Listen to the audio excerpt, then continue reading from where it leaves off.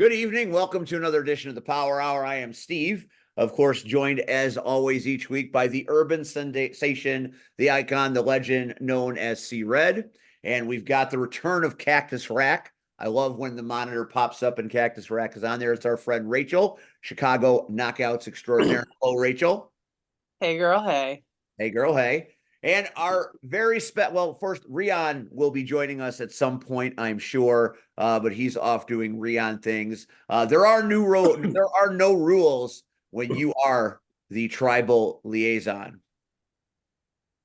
But our guest tonight, the last champion of the OG promotion from which all came in Chicago professional wrestling. You've heard C-Red tell the tales. We just had the Bill Robinette Classic in which Windy City ran rampant all over the place.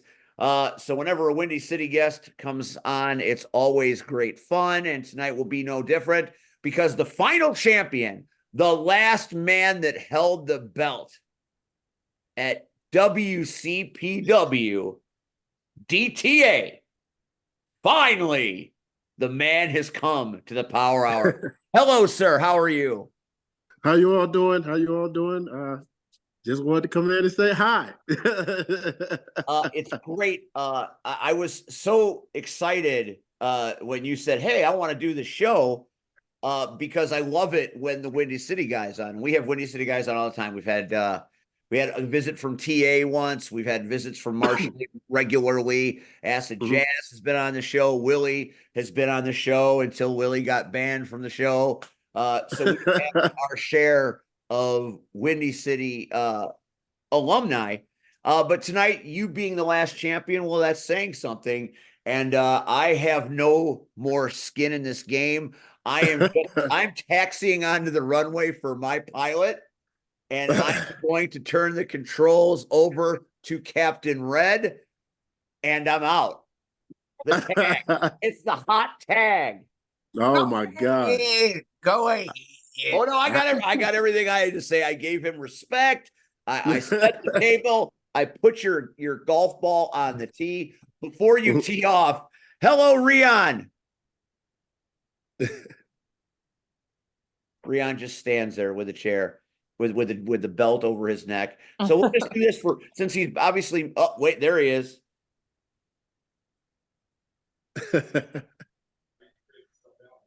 Hello, my tribal liaison. What's up? Hello, my tribal liaison. What's up? Oh, I thought you said I'm what? going away. You I'm said going so. away. No, don't go away. away.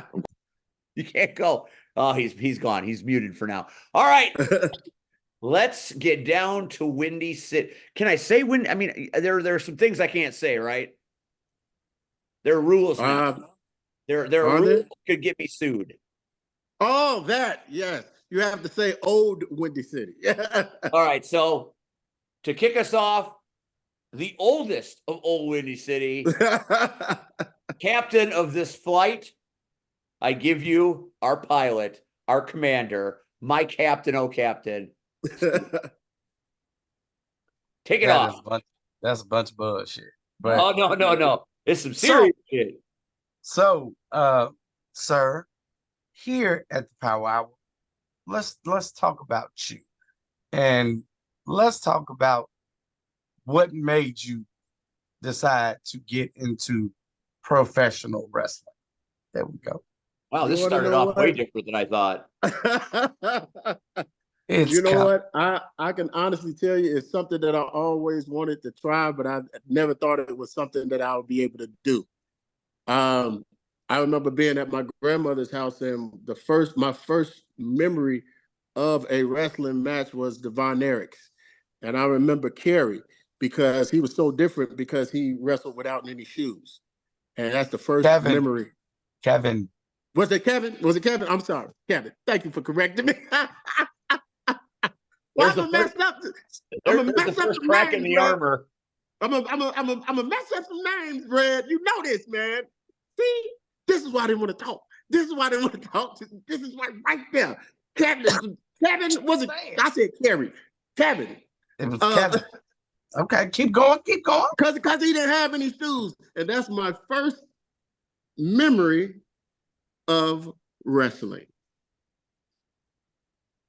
And that's when I decided, that's not when I decided, but that's my first thought of when I think of wrestling.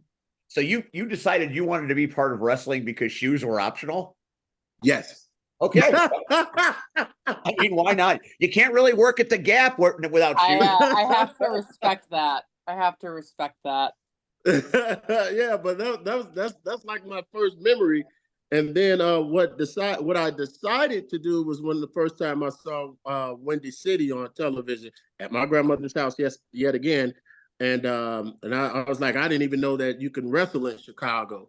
And I remember saying to myself as a young man, I would love to wrestle for Chicago, or for Windy City at that time.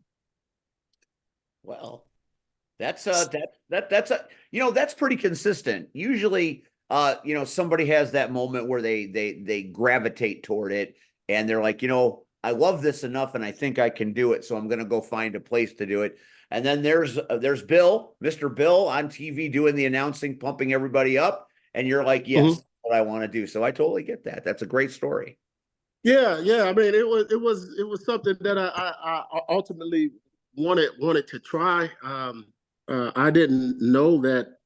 I didn't know that much about indie wrestling or anything like that. All I ever knew was the WWE and WCW and NWA. That's all I ever knew. I didn't understand that you could be in Chicago and wrestle. I had no idea about the independent scene or anything. All I knew was Windy City, WWF, NWA, and WCW. That's all I knew. So I knew that one day I would get in contact with Windy City. I figured I had to graduate high school first. and then I just knew that I would eventually do it. It's just that only thing that I was scared of was I actually tough enough or physically able to do it? Because some of the guys are pretty big and strong. Red, did you have a hand in training this young man? Oh, hell no. First of all, I trained you, Red. I showed you how to do the headlock. I said, how did it all start, Red? How did it all start, Red? It's a whole lot of people I have trained throughout the years. A headlock.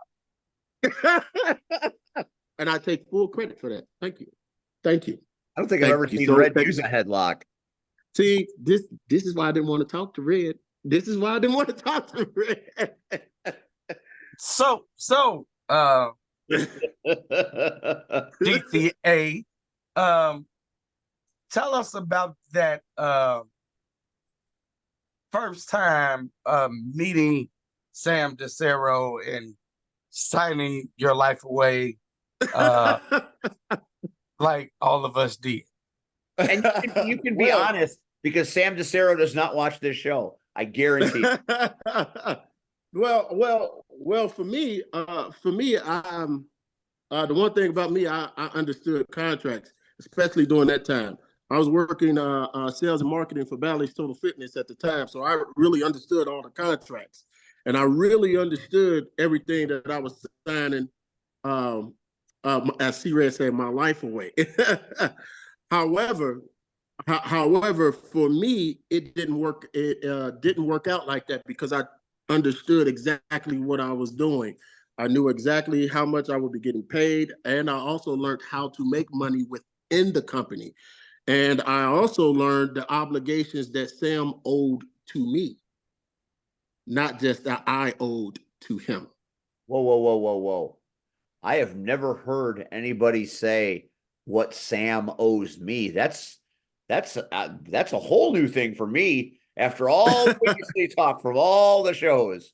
I want more of that. What did Sam owe you? That's amazing. Well, see now when you look at the Windy City contract, there's obligations and things that Sam owes us, whether it be promotions, financial gain, pictures, tapes, portfolios and things like that.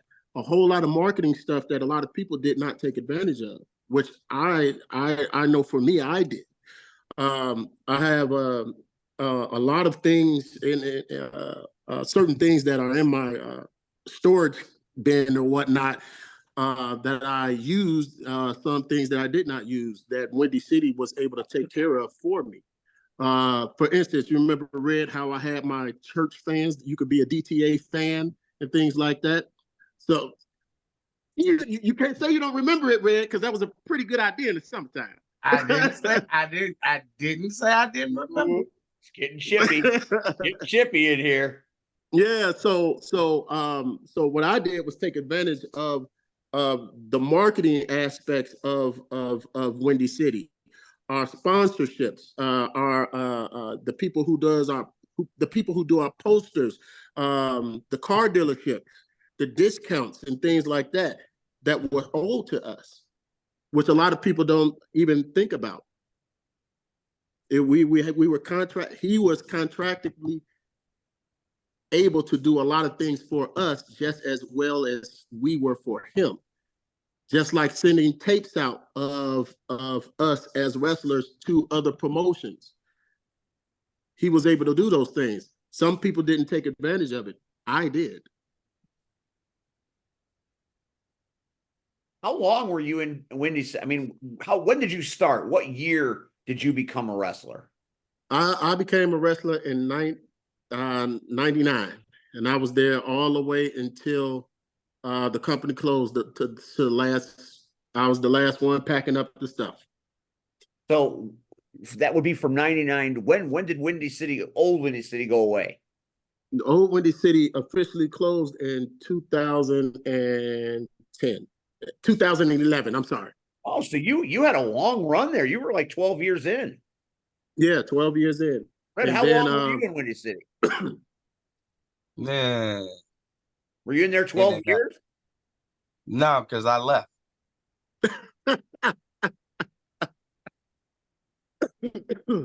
Wow. There's nothing wrong with that. He left. I had to. What? I'm not gonna pull the shotgun trigger just yet. Well, I mean, now I did not know that. When you said you were the final champion, I thought maybe you came in toward the end of Windy City. So it sounds like you were there when it was at its heyday. Yeah, I was there. I was there when they had a roster of 110, 15 people. And Red was there when you were there. Red was there when I was there. The legacy He of was a Red. he was a nice young rookie that came in. Really? You knew Red as a rookie? Yes, I knew him as I a want rookie. those stories. Yes, I knew Red as a rookie. It's a whole lot of people I knew as rookies. Well, all right, now we're cooking with Tell me about C Red as a rookie. I mean, he's told us many times the path he took. Let's see if he was actually doing it. He's talking shit. Well, you want to know what? When Red came in, I didn't know exactly what he wanted to be. I didn't know if he wanted to be a wrestler, a manager, or anything. But I know he had the brand new pair of boots, patent leather. You got to give a Red white bottom on them. I You still didn't- remember Red. You couldn't get in the ring without him. So What? I mean, you couldn't get in the ring without him. That was Sam's rule. Got him from what High Spots, was it? Probably. Yes, it was High Spots. Yes, it was. And again, wasn't too many spots you could order boots from. I mean, and not pay an arm and a leg. And you got to remember again, this is a business where you don't know if you're going to be able to cut it. Yeah, and you don't know. I wasn't about, if you wanted a good pair of boots, you could spend 300 plus. Yeah. And again, that's a big investment for a business that you don't know if you're going to be able to cut it. Yeah, that's true. So, that is. I mean, High Spots, hell, you can buy a pair of boots. Then just the train in, and that's what I did, was for $100. Yeah. Wasn't crazy. No, You know. that's actually normal. So no, Red as a rookie, I know he had came in, he had came in with a family, he had came in with a wife, children, and I can imagine that that's probably a difficult thing to do. Even me being as young as I was, looking at Red, I still remember saying to myself, now, if he could do it, I know I could do it. Because I remember you had a military background. You had a military background too. You know what I'm trying to say? So hey, like I still remember him saying that he always wanted to do it. But life and all that other stuff happens, and he had time where he could do it, and my God, look what he's done. Yeah, he has created himself a legacy. No one gets more respect. You watch it when Red goes locker room to locker room, and Yeah. the amount of people that will come up to him and sing his praises. It's really pretty impressive. Oh And God, he looks good in God, red. He looks good in white. He looks good in every color. that is true. I guess. Did you I'll ever give him. fight Red? Did you ever get into it with Red? Did you ever grapple with Red? Did you guys ever? Yeah, you don't know it. Yeah, I wrestled Red a couple of times, and I tell you, I think if I were to put together a story, because all on VHS now, I think that's Red and his crew is the longest rivalry I have ever had, and it all started with Lord Cassius XL, all the way through Marche, through Damian Dunn, through Trauma. God, they just used to just beat the hell out of me for fun. I mean, I couldn't stand it. It's like if I had to make something, it would always, for my time at Windy City, my biggest rival was Reds and his group. Whomever. A lot of people had rivalries with Red. It's interesting to hear you say that with one of yours. If you had a chance now in 2024 to lace up those boots one more time and get a shot at C Red inside the squared circle, would you take it? Yes. Yes. Ooh, Red. Because I always pin somebody else. I never get a chance to pin Red. Red, we've got a dialogue going here. I mean, I know you're on sabbatical and all, but you every now and again you feel a little froggy and you jump. Are you ready to lace up the boots one more time and have a shot at DTA? Red versus, I mean, that's a money. Say yes, say yes, say yes. Man, the bag is packed right now. Say less. We've got the. And you know what the bad part is? He'll take it. That's the bad part. He'll take the match, and I swear I won't touch him because he'll call Willie. He'll call my daddy. He'll call Trauma will take a plane for this. So pause. This never happens. So only because our daughter is here. And it's fitting that it's a old Windy City story. I'm gonna bring on a familiar face that I'm sure DTA recognized. Why is you standing over there? Just they can't see you. Well, hello. Ladies and gentlemen, it is Diamond. So Diamond's in the house. Holy shit. All right now, Diamond's making a brief appearance, and I hope all is well. You take care of you. You take care of you, and you take care of you. Oh my God. all right. Give me I gotta wait 1 fucking minute right now. Hey. Hey. How you doing? She's good. She's grown. She's pregnant. Oh my God. You're old. You old. I know, right? Hey, get out the house. Back up the truck. So what? That was Diamond. That was Diamond. Yeah. Here Here. on the Power Hour. On the power hour. I might need a moment.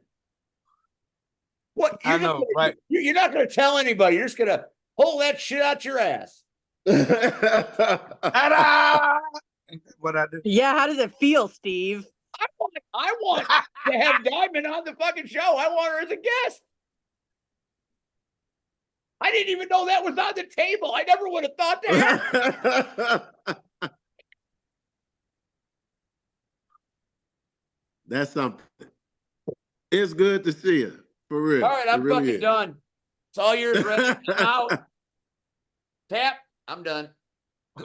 Why? I don't get it. So The legendary Diamond just again, walked in, said hey, and out. you have to remember in real life we were married. So I know.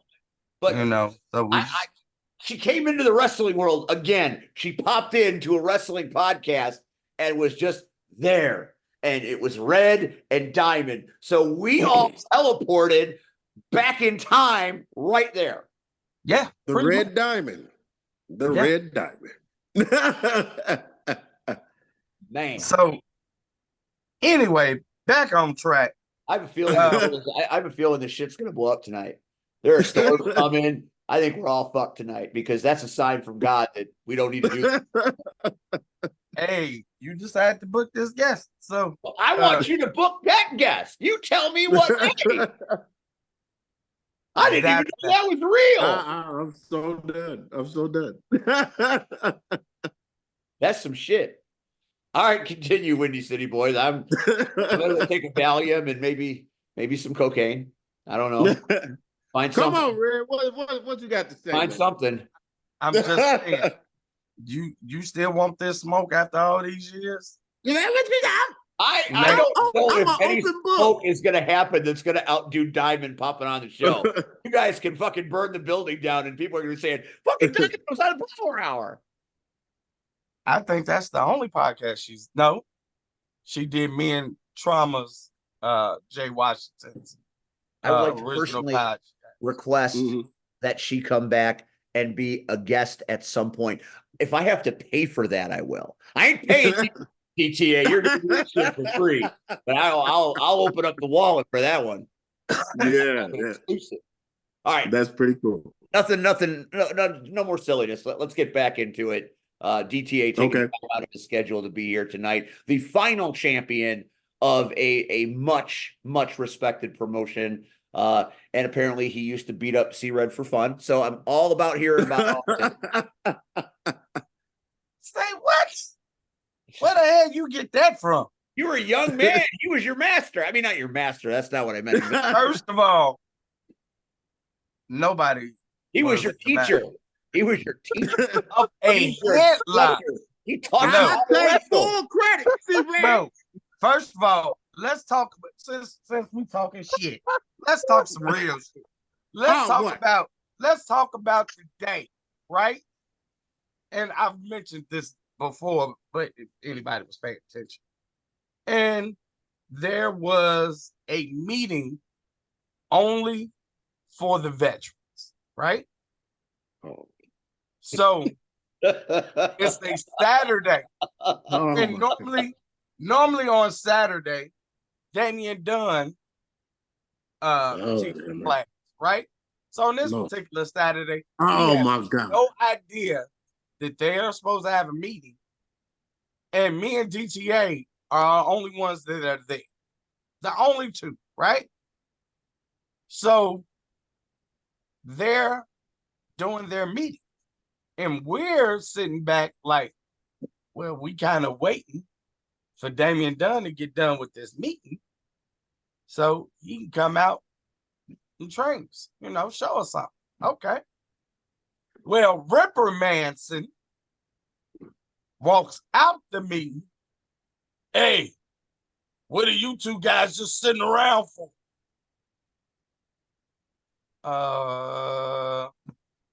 Get in the ring and run the ropes. Now, you would think somebody that has been running the ropes since 99, this is 2001, that's got some years of experience hitting the ropes, right? Stop it. No. Now, first of all, that don't mean that I never said I was great at the job. I never said I was great at it. I said I knew how to do it. He was horrible. I was not running. horrible. Was I horrible, or did you not know what you was doing? No, I knew what I was doing. 1, 2, 3, 4, boom. 1, 2, 3, 4. He can never be on the same path. We gotta stop. We gotta. But you was told to adjust. He never could adjust. And what should have been maybe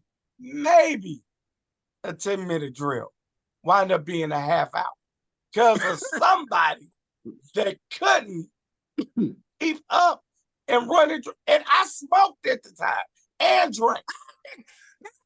What I'm saying is, if I'm taller, are you smoking right now? Yes, are you smoking? What? Smoking. This is my show. See, that's why we couldn't run the drill, Red. Right there. I can still outrun you. Look. Oh shit! Well, we're gonna get this match. I'm gonna talk to the tribal liaison about booking this shit at IPW. Talk to the board of directors. Okay, all right. Wait a minute. Let's get back on. Get back on track. Really hard on this show. Our track takes a lot of liberties. Let's get back on. You know, I mean, I'm sorry. So he is right. Steve, you always wondered where the shenanigans came from. How did I become the master of chicane?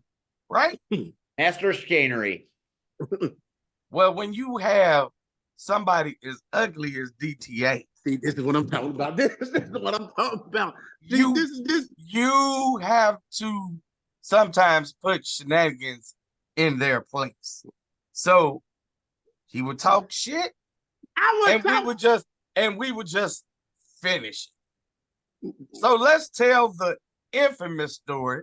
Right? No, oh yeah, that one.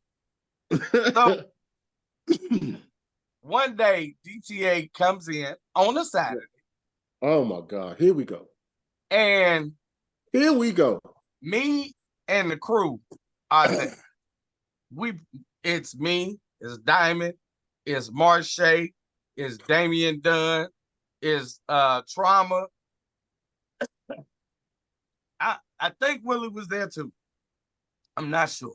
Boy, if it's the story you talking about, see, and again, So he decided, I don't know why, but he wanted to have a match, a gauntlet match, right? I didn't want to see you telling the story wrong. Anything goes. That's how it went. That's how y'all made it. That's how you see. What I'm talking about. See, he's telling the story wrong. He's telling the story wrong. But then this is what I want. I'm gonna tell it. Let me tell the story. Now, this is what happened. Now, as I said, Bam owes us things, right? Now, I said that earlier, right? Now, this was the concept. I had a multiple series of matches with Marche. However, I never won. I never won, right? They were all I never won the match against Marche. I never won. So I had a series of matches with Marche, but I needed a match that I could win. But we didn't want to do it in the show, though. We didn't want to do it in the show. Now, the reason I came to practice to have the match with Marche is so I could pick up a win. So what it was me creating a story with the tapes that Sam had plus the tapes that I had, so it could be edited and sent out to either the WWE or TNA or wherever it could go. But I needed one thing. I needed a match with Marche that I win. And I never had that when it came to the crowd. So I decided to talk to Marche, and I say, Marche, me and you going to have a match, and I want to win this match so I can get my tapes off and send them to the WWE, TNA, or wherever. You know? So Marche and I decided to have the match. But before the match, who decides to cut a promo and all this stuff? D-Red. That's what he did. So then me and Marche have the match. We have the match, and I get the pinfall. Now I get the pinfall. Who comes up behind me, hits me in the head, knocks me down? No other than Alfred C-Red. C-Red hits me. Now this is the killer part. This is the killer part. Now, the match is over. Everything is done. I got what I needed. I got the tape. I'm straight. Do you think they ended it there? Do you think that they ended it there? No, they did not. No, they did not. What happened between all of them? Willie had left the facility. Left the facility, right? They decide collectively together as a group to jump me, get it all on tape. And this is the bad part. Trauma went back and caught Willie down the street. Willie turned around. The car came back in the facility just to beat the hell out of me, him and Trauma. And then what did they do? What you do, Red? What y'all do? After all 5 of y'all hit me with y'all finishes, what did y'all do, Red? It's your story. You tell the people. They threw me in the garbage can. Them dirty motherfuckers. Y'all threw me in the garbage can. A real garbage can. What? A real garbage can, Steve. Yeah, man, yes, it was a real garbage can. All I needed was the finish between me and Marche. What did y'all do? Whoop me and throw me in the garbage. That was so bogus. Crazy, Red. So in a dark match that was just supposed to be for evaluation purposes at other companies. Yes. Soul touches or whatever they were called at that time. We were called the Cure. That they was called the Cure. And And Jazz wasn't even with y'all, and Jazz came in there with my ass. Jazz was part of the Cure. Was he? No, he wasn't. Yeah, it was. Does the D and DTA stand for disease because the Cure whipped your ass? Yeah, it's like a standard. I mean, you got to give up. I mean, it's great storytelling. I mean, I want to see this match now. Did they tape the ass whipping? Because that would be pretty good. we never stopped. We never stopped. Like that was stop. We were supposed to stop the tape, and that's it. For what? At this point, we were all just having. They were just having fun. They were just having fun. I mean, that's that. I guess the value in it is the WWE can see you getting your ass whipped and taking one for the team. Oh yeah. I mean, guess so. Authenticity sake. Right. Yeah.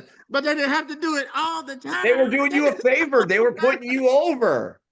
They were showing that you're indispensable. So if there was a match, God. All the time. All the damn time. He was our very own whipping boy. So I get that, and it's fun, and I love it when you guys reminisce about the old days because those were magical times. But my question is this: Red, how many championships did you have at Windy City where you were the champion? Only one. How long was it? I don't remember. I think. Oh yeah, I left. I left the company. Me and Diamond were both champions. But you were the champion, the world, the Windy City. No, we were. I was the battle royal. She was the women's champion. So I'm talking about the championship, not a championship. I'm talking about the championship. Again, you got to go back and remember the story. I started wanting to be a wrestler. And then when I realized that I could get seen quicker by being a manager. Uh-huh. My shift changed. And again, the champ when I was there was Ripper Manson. Who the hell wants that ass whooping? That's You fair. know? I mean, DTA makes it seem like we were horrible. Shit, the brotherhood. Yeah, the brotherhood. 10 Yeah, times the worse brotherhood than was us. they was kind of brutal. So I That's didn't like, want that's like that being having the smoke. mob against you. So you didn't want that smoke. Yeah, you don't So want we that's like stayed that's on like pissing our off the side. Goodfellas. We stayed on our side. They stayed on their side. They didn't, and all they cared about was the 6-man and the heavyweight title. But you Right. were a trained wrestler at Windy City. Well, How many Yes, times that did you is hold accurate. that belt? I didn't want to hold that belt. All right. So you were never the champion. Never the heavyweight champion, no.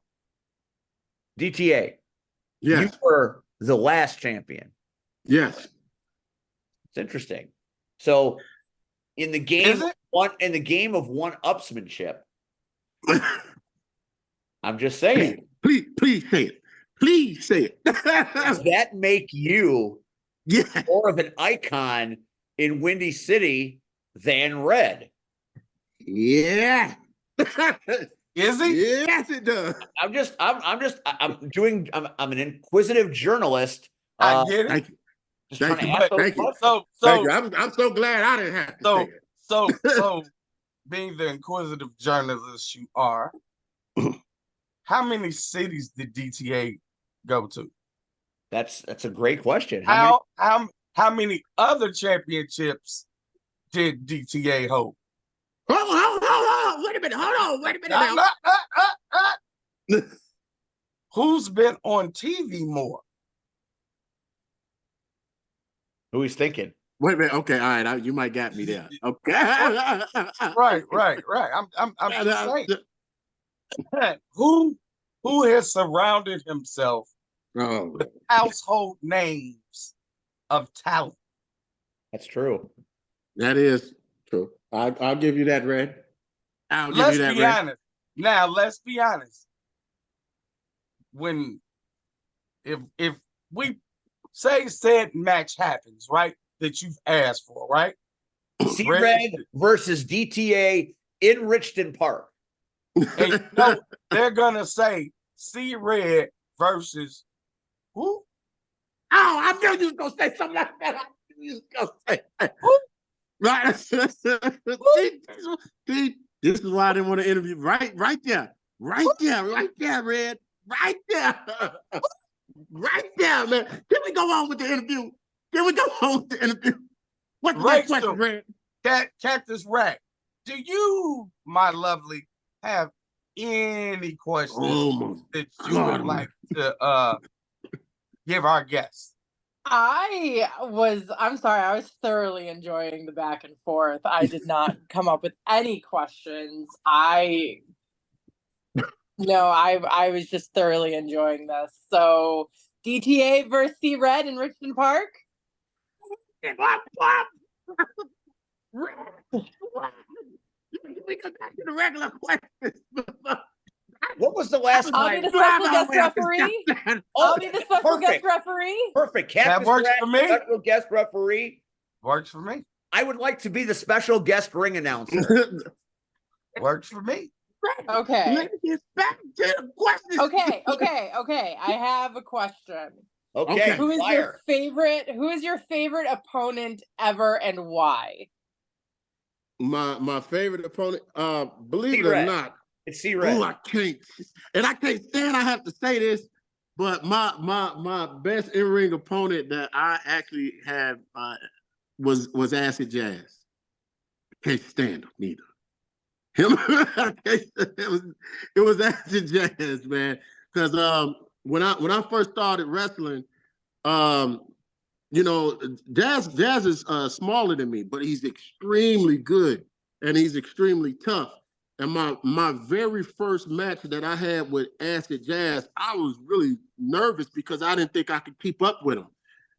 because he's moving around, flipping all over the place and everything like that. And it really meant a lot to me when I got done with that match. And he looked at me and said, "Hey, you're a lot better than what I thought you were." And I was like, "Oh shoot, that means I'm doing good." Because he's the hard man to keep up with in the ring, especially for me being a larger guy and trying to move back and forth with him and putting the match together. I'm more of a character-based wrestler more so than physical. I can respect that as someone who is the larger person in roller derby, having to keep up with the jammers. I can respect that 100%. Yeah. So for me, the sequence of matches that I had with Jazz. I when I look back at some of those tapes, I actually am very proud of myself. Because he was one of those guys that and when I first started, I thought I wouldn't be able to keep up with. Would you say he brought out maybe some strengths you didn't know you had? Yes, he did. And I'm not. I never was a top rope guy, but I remember one of the moves I got him with. I had put him on the ropes, and then I had ran to corner to corner. I ran from one corner, jumped on the second rope, jumped on the top rope, and then did a spin kick off and hit him in the head. And when I saw it play back on tape, I was like, "Oh man, this is good." And then we was just moving real fast with each other. And he hit me with the acid drop, and I mean, it was just a really good. It was a really good match, And I just, especially at that time, I was really nervous about wrestling him because I didn't want to mess up. And then as we went later into our career, we were able to get a lot more physical with each other. So that was real cool. All right. If Acid Jazz brought out the best in you, what did C Red bring out in you? Oh my God, Steve. Anger. Hey, no. C Red brought out.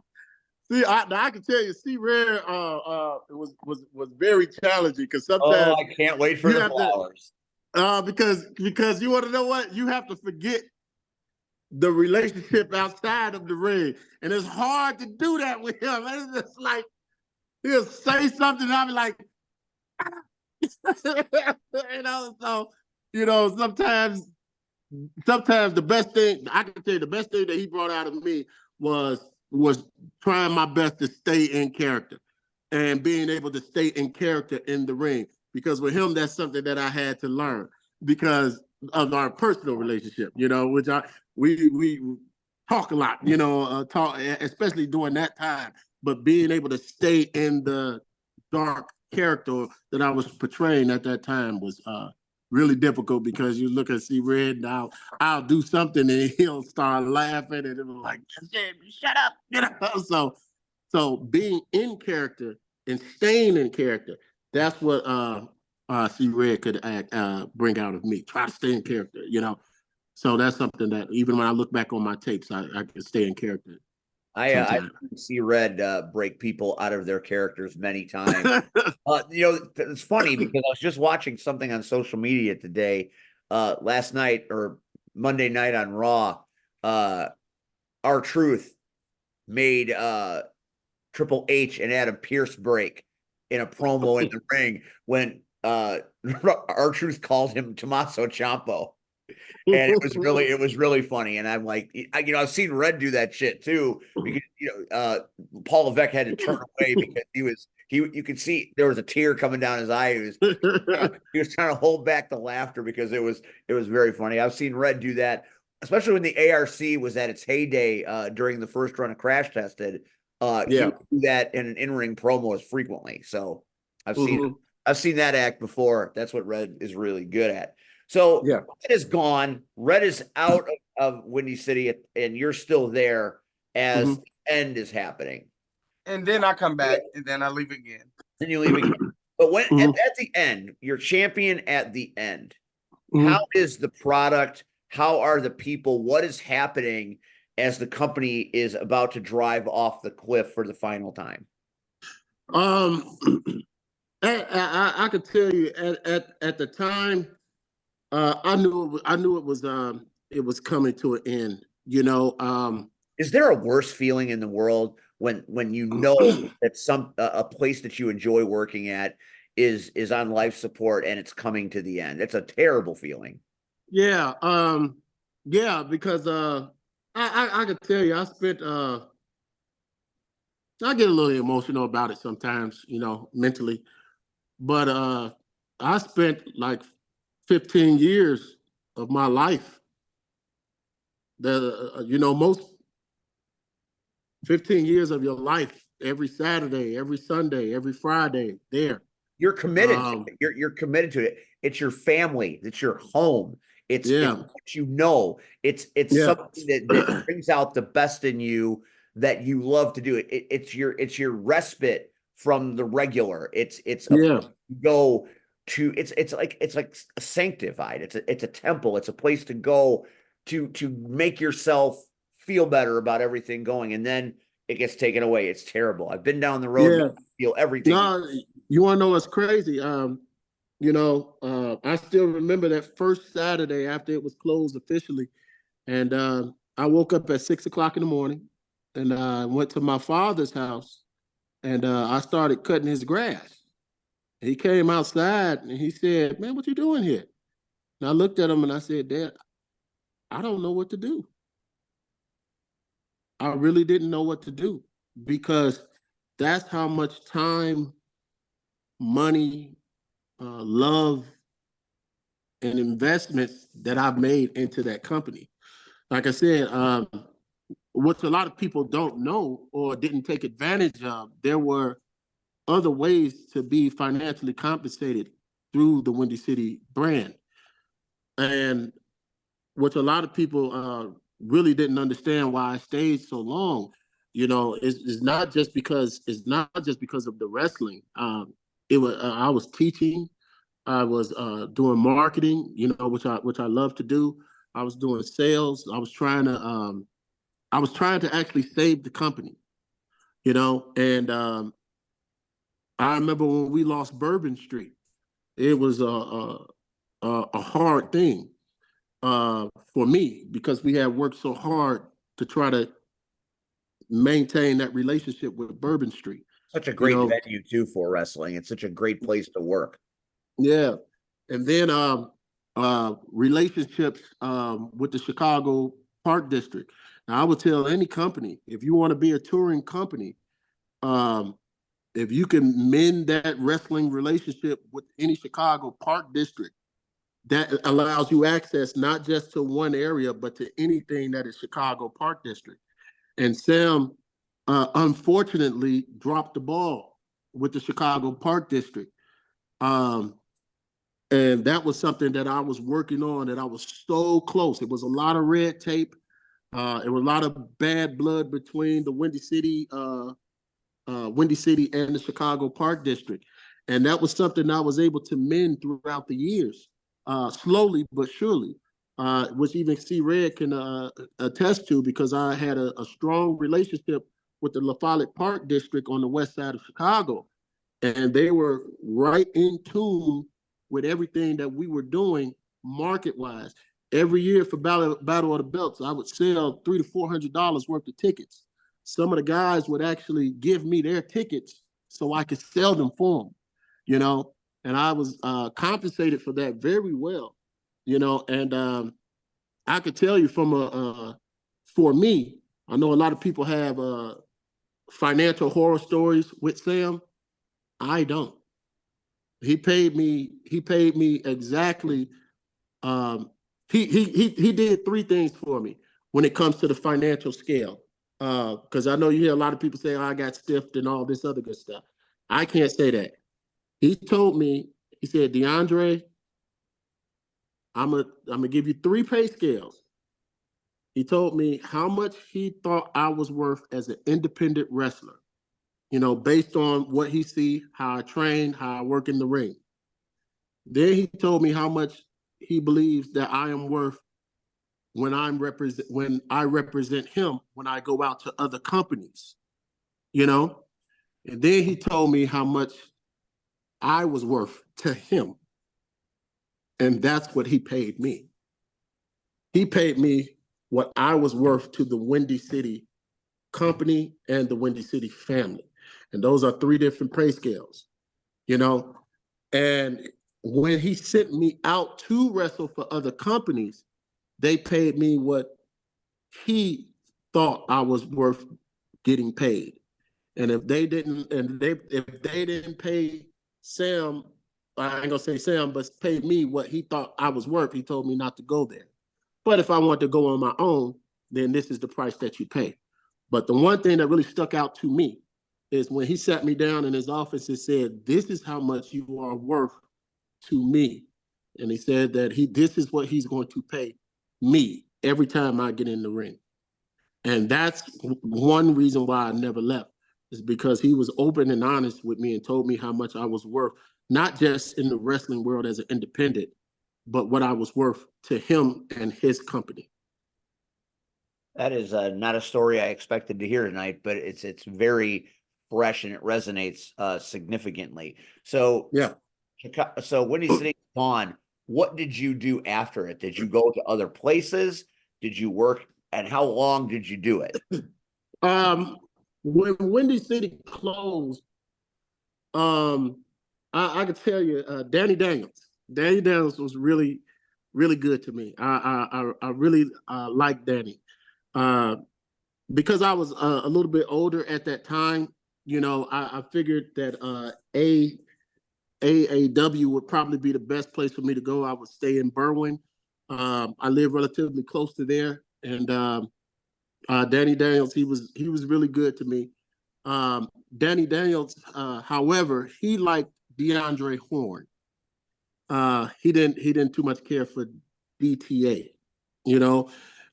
He really liked DeAndre Horn though, and I couldn't work my way up that roster because they were an exceptional talent. I mean, he had some really good guys, and I wasn't as dedicated as I could have been. And like I said, Danny Daniels, he brought me in. We wrestled some matches and stuff like that, and he wanted to go through a character change and stuff like that, and I had to dedicate time to Danny Daniels. And you got to remember, during that time, I had just got married, kid, new life and everything. Plus, Windy City closed. Yeah, the playing field changed. Yeah, the playing field changed, and I couldn't start off at the bottom of a roster. And I didn't want to go through the character change. I just kind of wanted to just come in and let me wrestle, let me be the weekend warrior kind of guy. But that's not what they were doing. But Danny Daniels gave me some good advice. He brought me in. He let me wrestle a Shimmer show, the opener for the Shimmer show, because he liked DeAndre Horn, you know. But it was really good. It was really good. So that's where I was at for a while. And then I knew that I had to go to CSW. You know, that's probably where I would finish everything out. I was comfortable with those guys. They know me, I know them, and things like that. There's actually 2 to 3 promotions that I went to as well. And this kind of hurts a little bit, but I love to tell the story because I came in the undefeated Windy City heavyweight champion. And people would book me based upon that. It was like, yeah, Windy City, yeah, okay, great. So I'm in the back like, okay, great. You know, I don't mind doing the job or whatnot. It's okay. And people were starting to book me, and I would show up to the show, and they would say, okay, well, do you have the belt with you? And I said, the belt? Like, what do you mean? And they were like, well, you have the Windy City belt, right? They gave you the belt. And I'm like, no. I was like, no, I actually didn't bring it, and Sam has it. They was like, oh, you didn't bring the belt? And I'm like, no. And it was like, oh, okay, well then that's no problem. And then next thing you know, they're coming at me in the back saying, well, we're not going to go ahead and work with you tonight. And I was like, that, that hurt me because I knew what they wanted to do. And that happened to me 3 times. And that's when I knew I better go to CSW and just stay there, and I would never do that to Sam.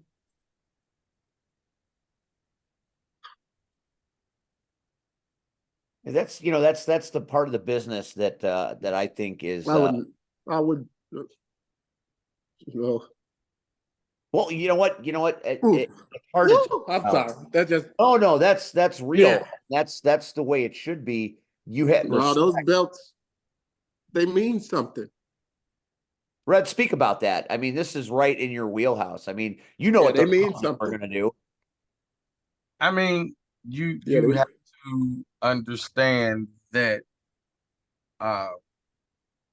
for the longest time, again, and we've spoken about this on multiple levels, that the old Windy City is that tree that bared all this other fruit,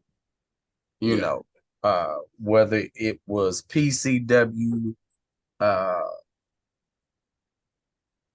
Vanguard,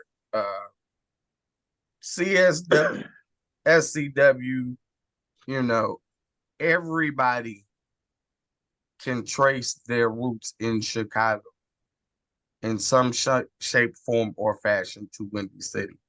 So it's not surprising that there were people that wanted DeAndre to come in and more or less show we're the big dog now. You are no longer, Sam DeCero is no longer the gatekeeper per se. It's all about us now. And you have to applaud. Again, Sam wasn't letting them belts out of his sight. So, even after he closed, I offered to buy the Battle Royal and the women's title. And he told me just for the women's title, he wanted $3,000. And I was like, you got your fucking mind. I could order a new belt for that price. I'm like, so, which is crazy because then he sold the belts and then they wound up in Europe some kind of way. And Jazz got his hands on the lightweight title. I was close to buying the middleweight title. And I even went back when we were researching for the Mr. Bill show and found at that time the person that had the middleweight and the heavyweight title. Somebody got the heavyweight belt? He sold that. The only ones I know he kept, from what I was told, are Battle Royal title because he gave it to his son, and the women's title for whatever reason. So, but yeah, it's no surprise. It's no surprise.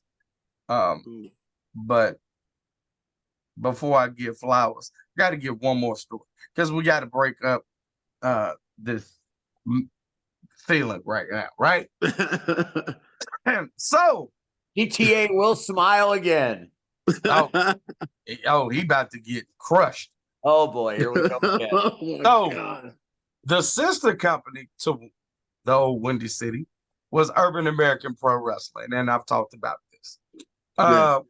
And the time that I started, and it wasn't the exact moment, but it was a few months later down the line. And Sam had a meeting and asked me, Cassius, Jazz, and Damian Dunn if we would be the head of the new Urban American Pro. So we said, okay, great, cool. So one of the things that I was ecstatic about was Damian Dunn had got us a slot in the Bud Billigan parade. Now, Oh my God. it is the biggest back to school parade in the country. Oh my The God, biggest. that's huge. It's huge. Oh my So God. now we tell everybody, Oh my God. we want everybody to come, everybody that's on the roster, and if you come in gimmick, right? Come as who you are. Oh, So here we go. now the offside to that is, well, you got Marsha and you got Jazz. Jazz is a little jack. Marsha had started working out more, but he always had a good build for his size. Lord Cassius, because he was Lord, he decided to wear his entrance robe. And on this day, Oh my it's God. about 90 degrees outside, right? Oh my God. I shouldn't know. Why I'm talking I to got this on my red two-piece. Damian Dunn had on I think his t-shirt. Yeah, his Damian Dunn t-shirt. So we're doing the parade, right? So the first DTA incident was we're walking, and there of course there are kids, but there are women there, and so Jazz takes off his shirt, and women Oh my they lose their mind, right? God. So Marsha takes his off. They losing their mind more, right? DTA decides to put his back on, and all of us stop and look like, What y'all talking about? I was in good. I was in decent shape. You know what I'm talking about, man? put your shirt back on. Man, Put it it back was on. hot. It was hot outside. So I'm glad he said that, right? When the sun was shining. Oh my so- God, why did I say that? So now DTA had two things for his gimmick, right? He either used face paint or he used what we would call a Phantom of the Opera mask, right? But it was cardboard. So he wore that day. And it's on his face, right? And he just told you it's hot. The sun is beaming down, right? We have walked this treacherous walk. Luckily, Lord Cassius got smart at some point, pulled off that hot ass robe.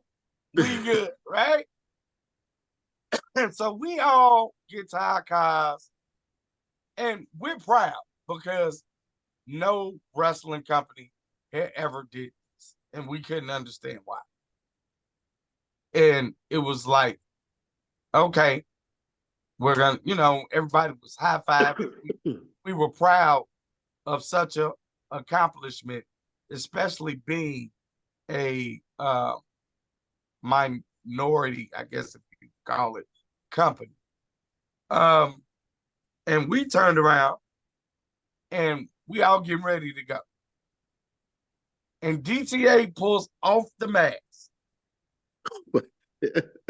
The sun had baked that side that was not covered to the point where the picture that is on the screen, that's how he looked.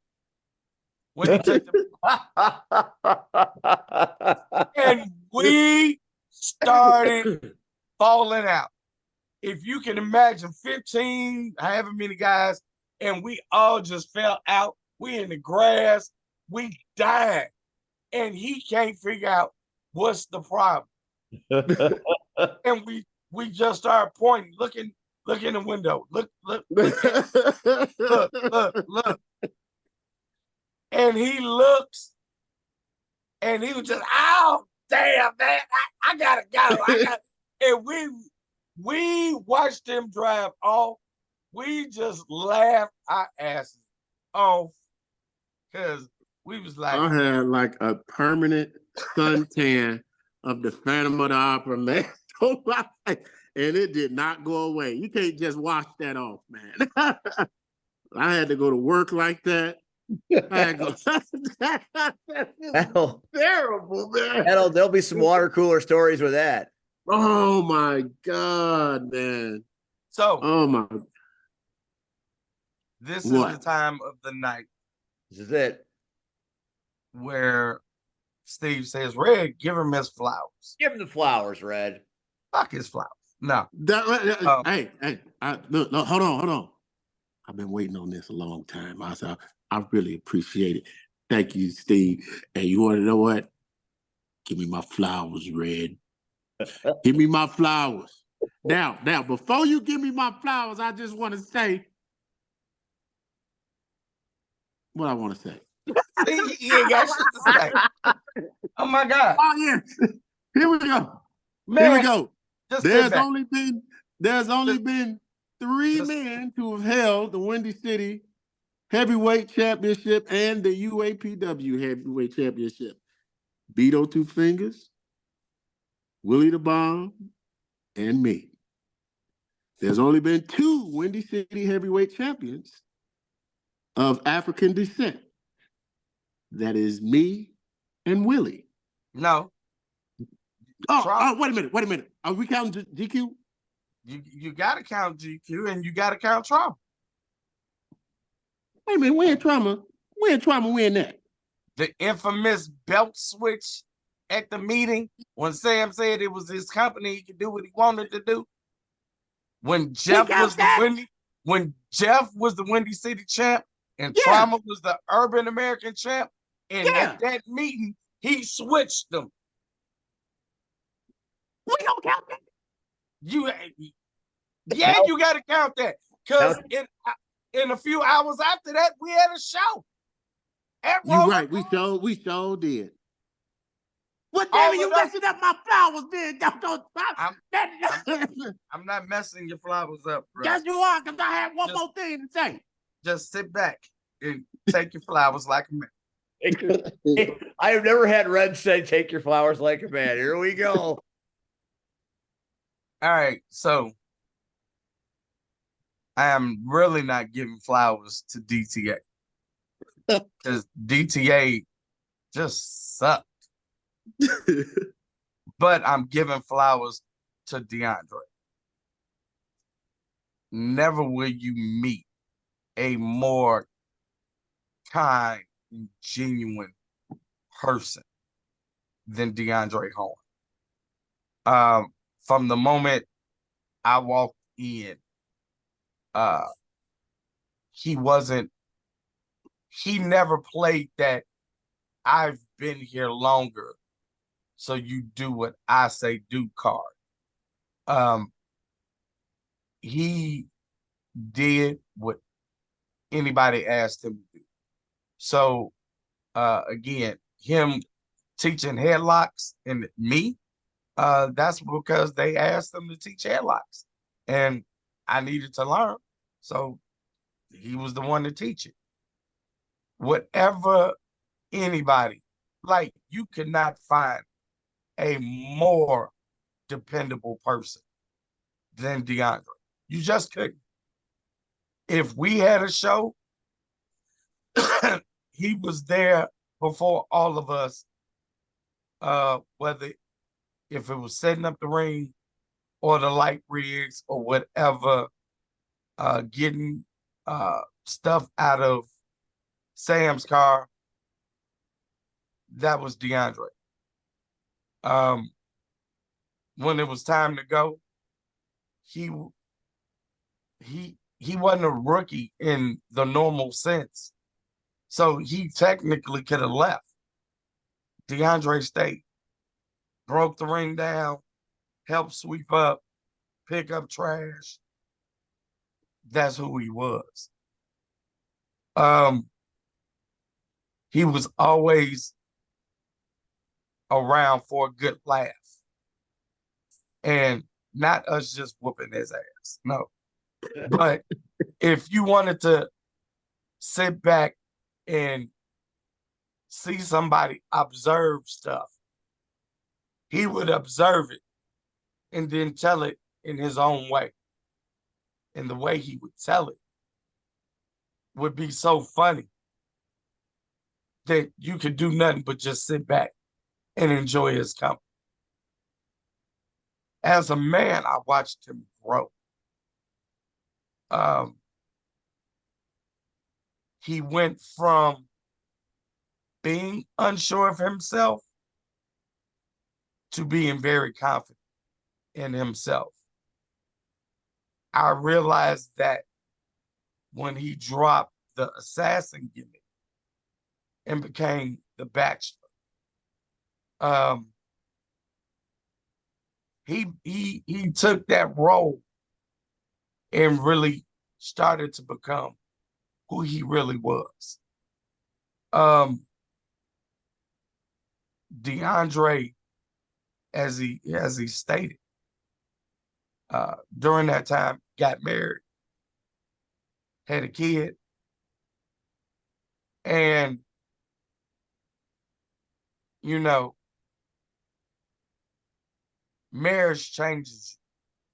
Some for the good, some worse. And I saw him become an awesome father, but to me, more importantly, a wonderful husband. He, to this day, still treasures. And I joke with him. I saw him, last year at some point, I got to see his family again. Like, dude, fuck the wrestling. This is where he succeeded in life. Hell, my ex just left, right? Ex, you know. He's still with the same beautiful. DeAndre, and Steve, you can contest to this. Even to this day, he'll show up to a CSW show. I love it when he comes to CSW. It's so fun. And, you know, he still walks around, shakes all the boys' hands, and still goes in the back. Hey, boss, need any help tonight? You know, and he don't have to do that. He could just come in the show and sit on his ass. Yeah. But that's just the person he is. So, from the bottom of my heart, one, forgive me for all the ass whoopings. I'm sorry. I'm sorry. The only person ever to catch it worse than you was Sean Danger. So, Sean Danger got his ass whipped. So yeah, a lot compared to. A So lot. I would have my crew take out DTA. I did the dirty work when it came to Danger. So, but I love you, man. I've always loved you. I thank you for all the wonderful memories. I thank you, more importantly, bro, for upholding that banner when the rest of us didn't. If nobody ever told you, I apologize for walking out on you. I mean, it's a business. And yeah, I got mine from Sam, but I just felt when it was time for me to go and it was time for Diamond to go, it was time for us to go. But I can say for me that I apologize. I don't know.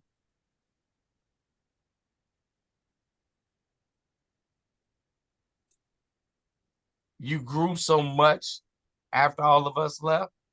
So I can't say I regret leaving you in that sense.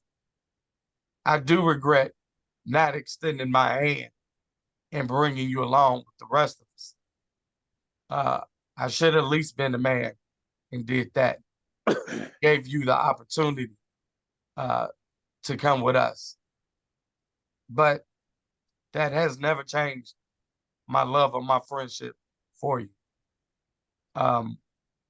DeAndre, first of all, when we did take over UAPW, most of our shows came through DeAndre because he believed in us. He believed in the product. And like he said, he had that Park District connection. You know, I had one building on the south side. He had a building that could hold a lot more. So I'm forever grateful for all the shows that we ran there, whether it was Windy City or whether it was urban.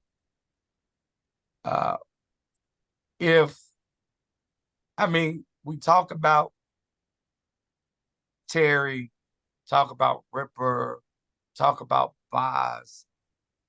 But but if you could ever give a 6-man award in wrestling, that's DTA all day. He came off the bench every rip, and he played his part perfect. He has nothing more, nothing less from anybody. You know, there will be times where, and again, I was there, and we put up everything, we ready to go, and Sam would tell him he had nothing for him until the Battle Royal. Or maybe he would give him a dark match. And most people would have fucking left after years and years of that shit. DeAndre stayed to the day, and even after Sam closed. Like, that shows you, if nothing else, DeAndre Horn has integrity. So if you see this man at any show or even on the street, shake his hand. There's not too many people that have integrity in this business. But I can say I respect DeAndre Horn, and I have the utmost integrity for him, his character. So I love you, bro. Thank you, man. You know, you almost convinced me. We're still gonna have the match. We're still gonna have the match. Almost had me, boy. But boy. Yeah, all right. Gotta have Riyadh. Gotta have Riyadh talk to the. Gotta have Riyadh talk to the IPW powers that be.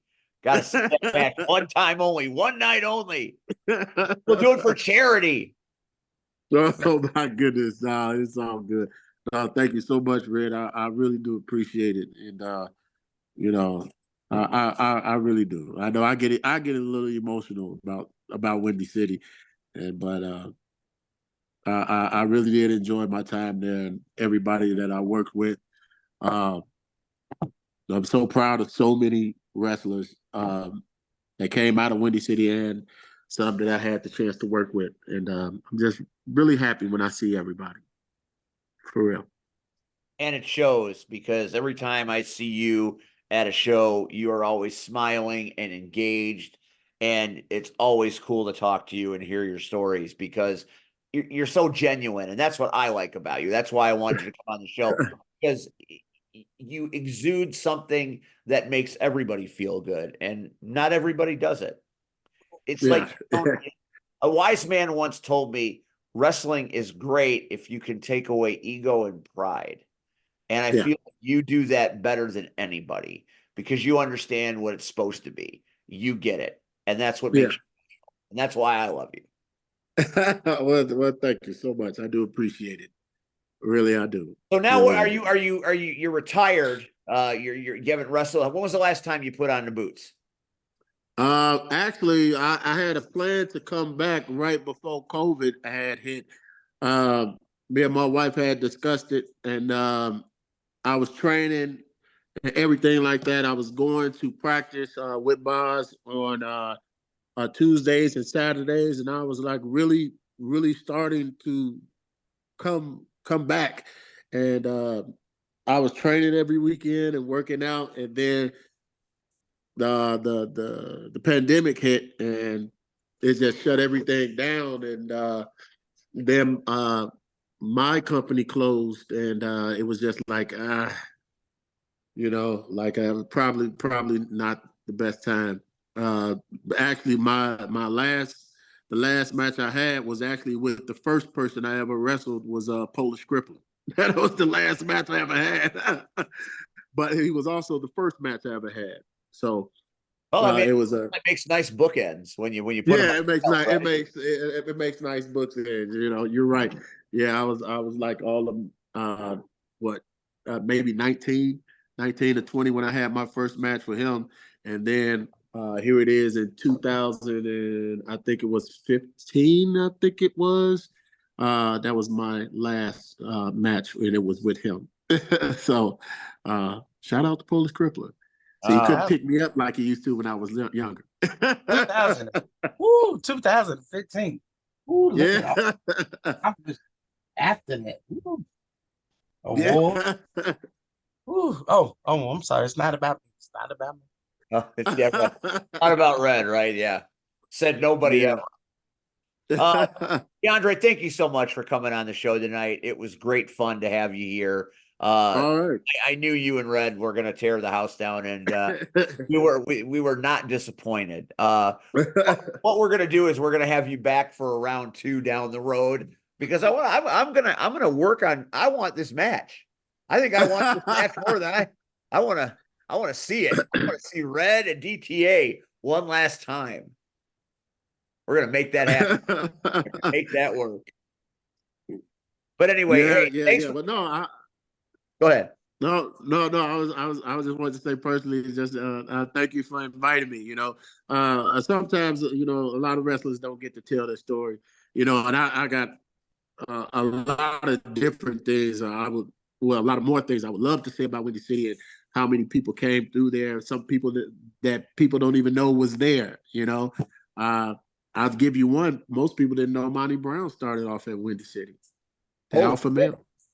Yes, he did. Know that. Holy cow. Yes, he did. Well, now we got to have a part 2. We're going to have another episode with you so you can give us the dirt on who we didn't even know was there. Yeah. Plus, we just like talking to you, so it'll be good to hear more stories, and we'll get Red all loaded up again, and he'll come at you again like he always does. Yes, he does. I could never get enough for some odd reason. You're never gonna get out. You're never gonna get away from Red. You guys are locked in. Yes. All right, well, man. Thank you all so much. Thank you for being part of it, and thank you for staying extra. We appreciate that too. Now I'm gonna have you log off so we can talk about you behind your back. All right, you all. See you all later. All right. Thanks, DTA. All right. Be good, Thank man. you. All right. Later, bro. All right. Now, how do you log off this thing? Just hang up. Hit end. All I have to do is hang up. Yeah. Hang up. Or hit What? end. There should be Hey, end. yeah. There's an end mute. Should be something there that says end meeting. Oh, Or and, leave. Just leave. Okay. It's Okay. All best. right. Damn. He ain't leaving. He's still here. No, I am leaving. Hold on, man. Let me. Well, He just shut his picture off. He's still there, but there's a leave and end. He's just turn your phone off. right. Close the app.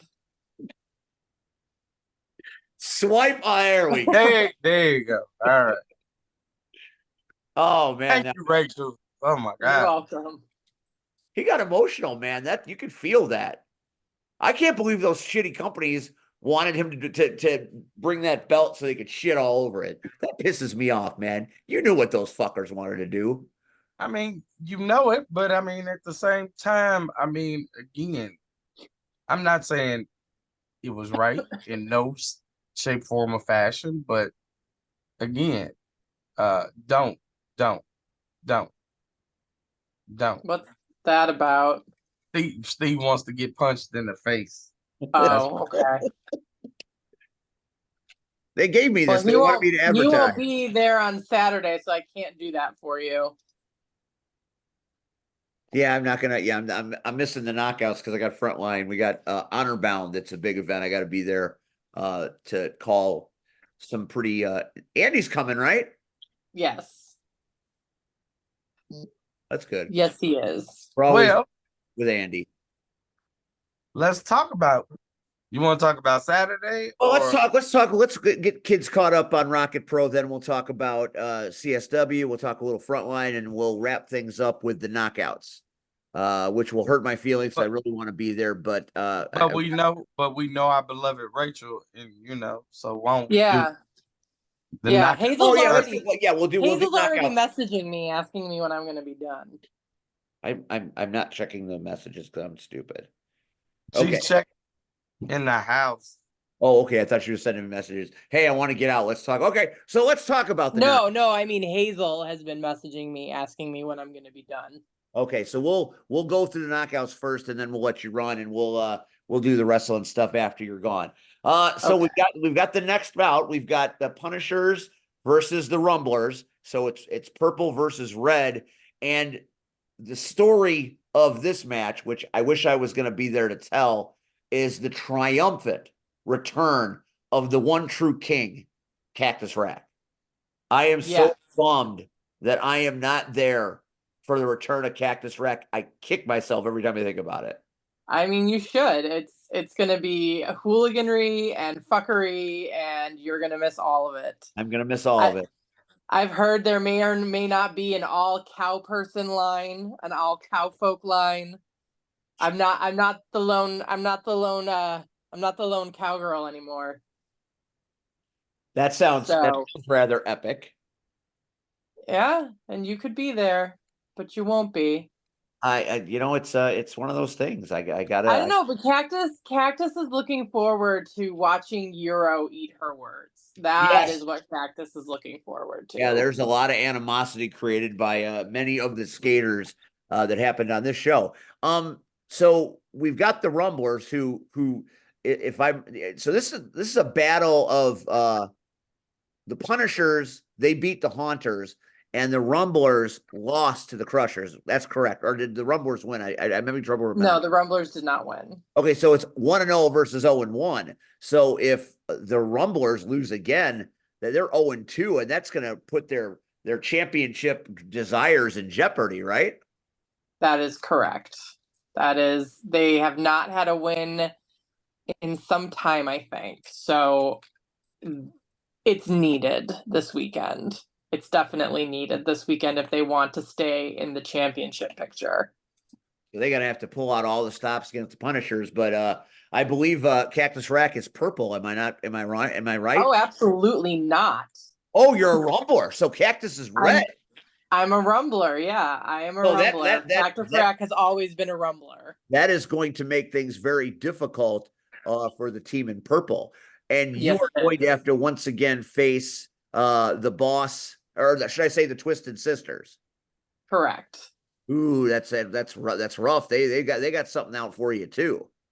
I mean, they can have whatever they want, but I'm not concerned about them. I'm not worried about them. I'm gonna play, and they can just do whatever twisted little shit they want to do.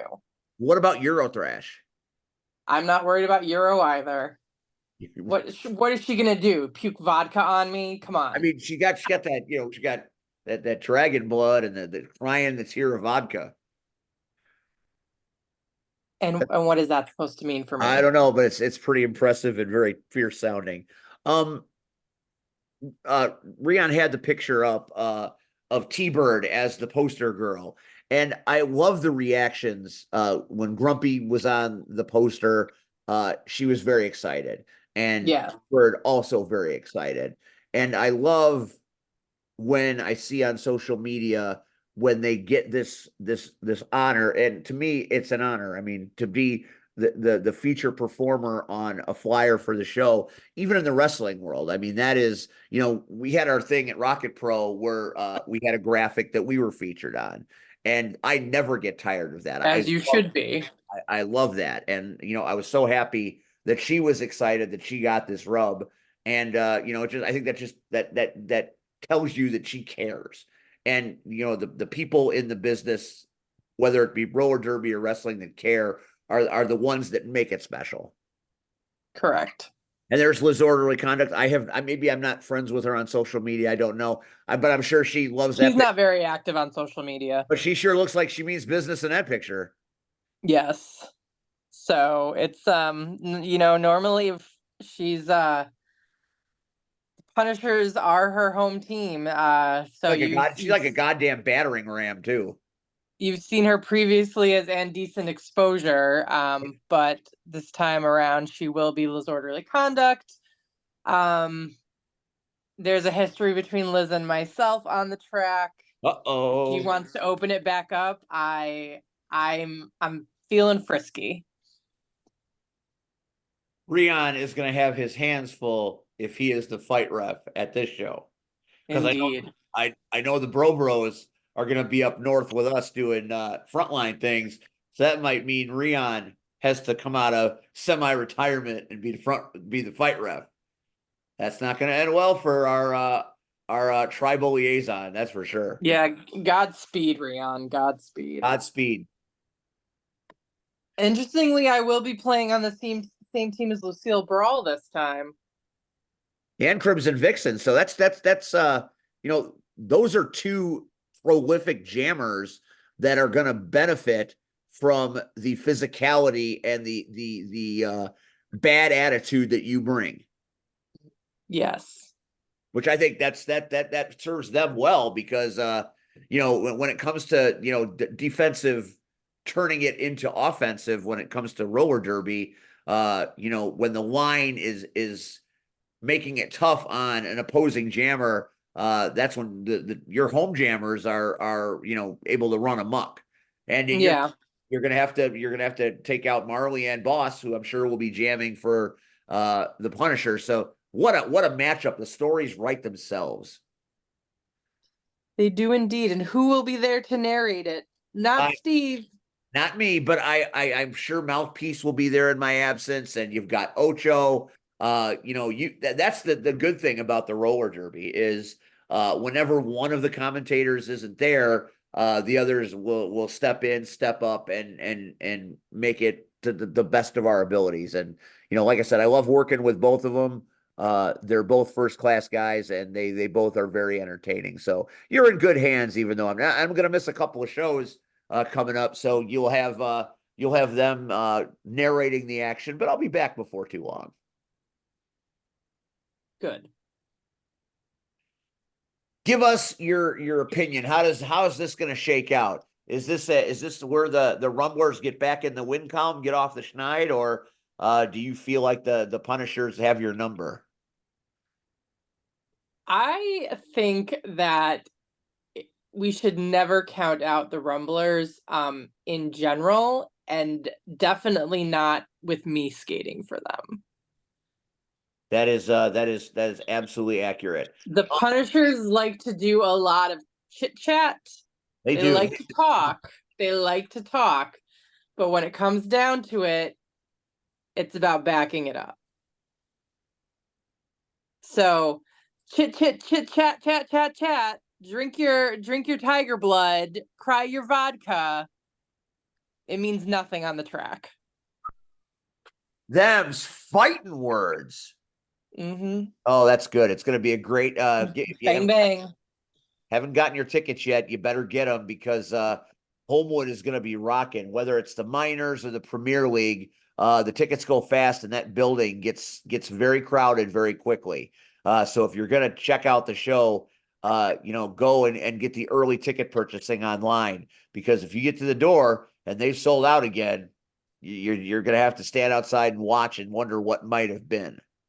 And I want you all to know that I will be skating with a broken toe. And the dedication and the fierceness of Cactus Rack with one toe literally missing. I mean, I wish it was missing. If it was missing, it wouldn't hurt so much. That's fair. Not to take away from the big show on Saturday, but how proud are you of the Miners 2024 debut. We didn't get to chat with you last week about it because you weren't here, but what a performance by the youngins. I am so proud. It was one of the best bouts I've personally watched, and that includes bouts in Wifsda with other like full-grown skaters. It was the scrappers were like killing it. The jammers on the scrappers were killing it. They were tearing up that track. Like it was intense, and it was intense in a good way. Like they were just on it, and they were playing their little hearts out, and they succeeded. And then the brawlers, just watching how far they've come and how they've started incorporating different things into their gameplay, different ways of helping their jammer, different ways of jamming has been really incredible, and I can't wait to see where the rest of the season takes them. The brawlers were way more violent than I thought they'd be, and there were some elbows being thrown, including. And there was a point when almost the entire their entire line was in the box at one time. 100% true. I saw it. The box is right. Yeah. Now there were. So when that happens, on the track. So when that happens, that means if you get a penalty during your jam, you serve it in the next jam. So you go to the box and your team is down 1. So imagine having a completely full complement of skaters on one side, all 4 blockers, and then having only 1 blocker on your side to help the jammer and stop the other jammer. That is what happened. It was so incredibly spirited, and the crowd was very hot.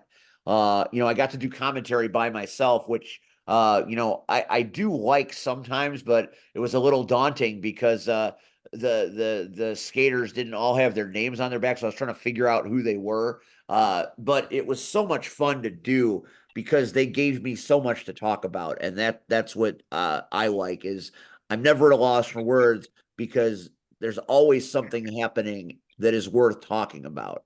And what a show that was. So far, that has been my favorite Miners bout because it was so spirited and they were so committed to being good that they were more than good. They were great. And the next time the Miners play, you should get out there and watch it because although it's a different kind of skating, it is so much the same. It's truly impressive. Agreed. You can feel the intensity from those kids. And you can see the skaters that are out there that are descendants of folks on the Premier League. It's like it's so impressive to see the next generation of the stars that we love in the Premier League as their young ones start to rise through the ranks, and then eventually, if everything went well, they might skate with their parent. Yeah, we'll see if I'm still in one piece by the time Hazel's old enough to be on the Might not have any more toes by the time Hazel's ready. Yeah. Wait to the Premier League. We'll see if I have any joints left at all. It's time will tell. Time tells many tales. All right, Cactus, get out of here. Go do all right. I love you all. Being here tonight. Love Good you. luck. Good luck on Saturday. I'll see you later. That is, of course, the lovely and talented Cactus Rex. She will be skating for the Retro Rumblers this Saturday night in Homewood at the auditorium as the Chicago Knockouts Roller Derby returns. It's going to be great. So if you can't go to any of the wrestling, go to the Roller Derby or, just go support the Knockouts. I've trumpeted it here enough. You know how I feel about it. So, all right, let's quickly move through the other things and get the hell out of here for the night. Rocket Pro Wrestling, Red, boy, what a time it was. So many moving parts, so many unexpected things. Still feel badly you didn't get the commentator tots, but that's just unfortunate. That's a bunch of bullshit. Rion found a shot. There's PX holding the microphone as Joey Roth is kicking my ass. My head is about to explode into that wall. I still have a headache.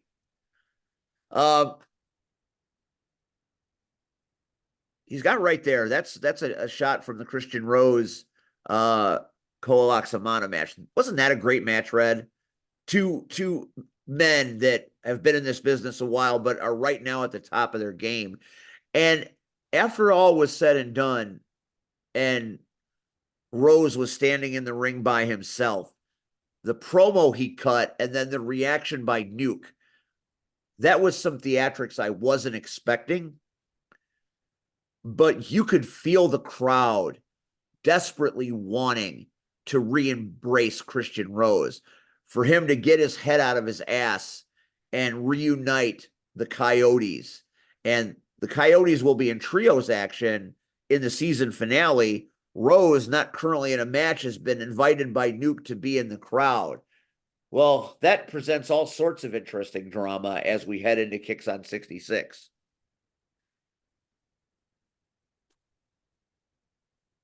You just gotta.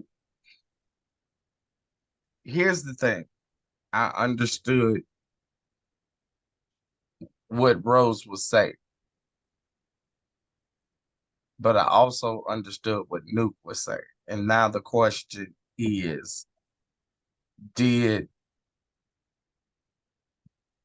Nuke get through to Rose, or is Rose too far gone? Yeah, you gotta wonder. Yeah. So great ongoing storytelling, no doubt. And plenty of matches that were great. Shaq Jordan just keeps climbing that ladder and excelling to heights that you would never dream. but did you really think he was gonna lose to? Oh no, we told everybody here last week that there's no universe Shaq Jordan doesn't go over against Schultz. It's just not meant. And look at that guy. Look at fucking Shaq Jordan, man. Dude is like a fucking wizard in that ring. He's like, that's some Harry Potter shit right there. I mean, we knew what it was gonna be. As long as the undeniables stayed out of it, then we knew what the end result would be. The final level continued their title reign in very strange fashion. It went from the final level to the final slice as Marche Rocket was beat down and unable to participate in the match. Turtle answered the bell like Damian Satan did last month. So it was Turtle and Shogun versus the Kings of the Sixth. And honestly, that is all on Skylar Reed, who is done living under the thumb of the Undeniable, so much so that he appears to no longer be in the Undeniable. Well, but is it on Skylar Reed or is it on the Undeniable? Well, I feel like, I feel like Skylar has shifted his focus. Maybe the Kings of the Sixth tag team is done as we know it. Dude, I'm gonna tell you. Kevin August still seems to really enjoy wrestling as Wolverine, which will free Skylar up to do Skylar things. And, who knows? Maybe it's better for both of them. Well, I told Skylar to his face, that he has changed since October. Well, Michael Myers put the fear of God into him, and he's still trying to get his groove back. He might not be Stella. That groove might not be back yet. I don't even think it's about the groove. I just think once that happened,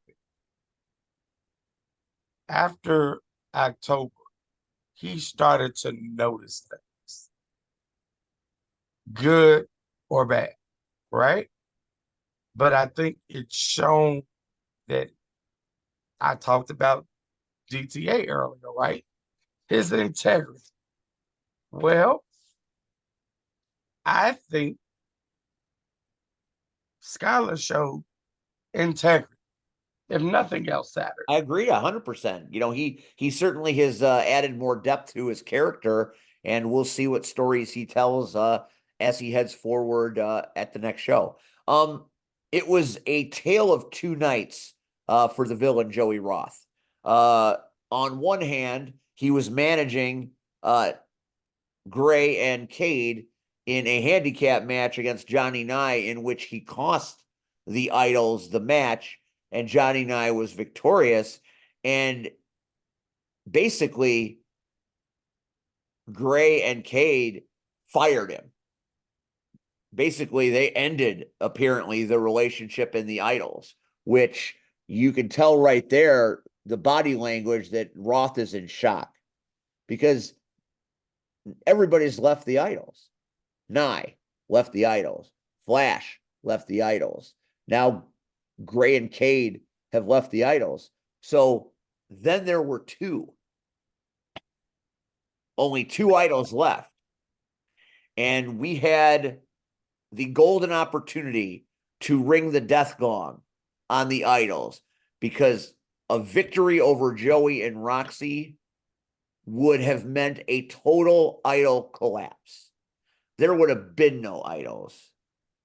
But unfortunately, I couldn't get the job done. See, I disagree.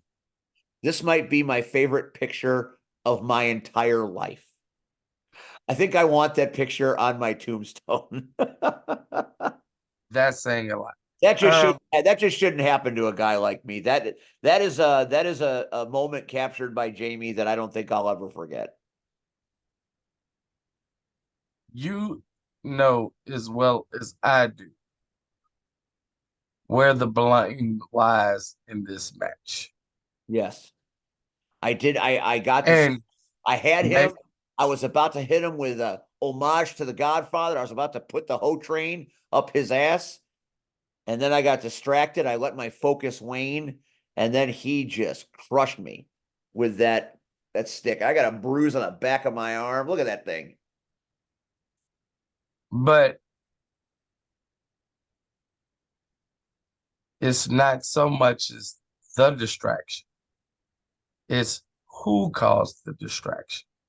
I know that that's right. And I know you're going to say that the evening ended sourly because of Professor Blackburn. I am not prepared to give that idiot that much credit. He distracted me. He said things that made me so angry I wanted to go through the video screen and punch him in his face.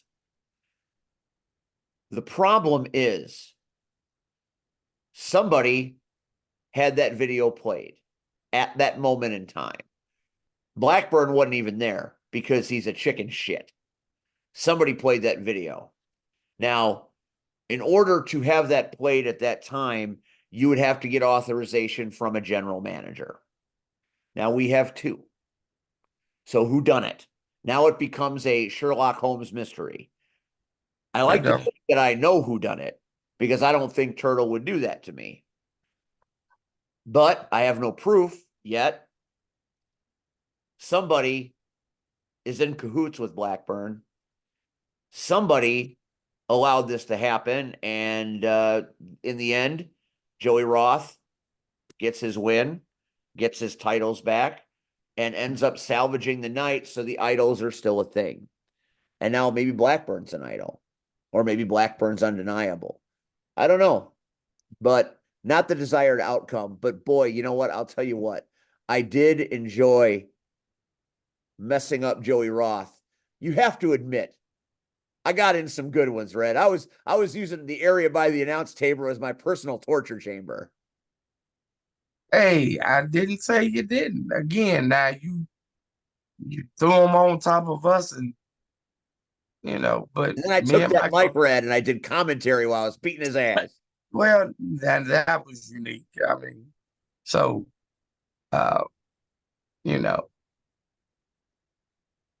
like I said, we live to fight another. So, and I owe you tater tots. I am aware of this. I will make this up to you. I took the last commentator tots in the building and basically bashed them in Joey's face. So it was a waste of a product. You didn't get yours. I apologize. I'll make it up to you and then some. I hope so, because I want it bad. But let's keep going through the card. Let's keep going through it. The Maximus or Ryan Matthews situation. I was in the back. I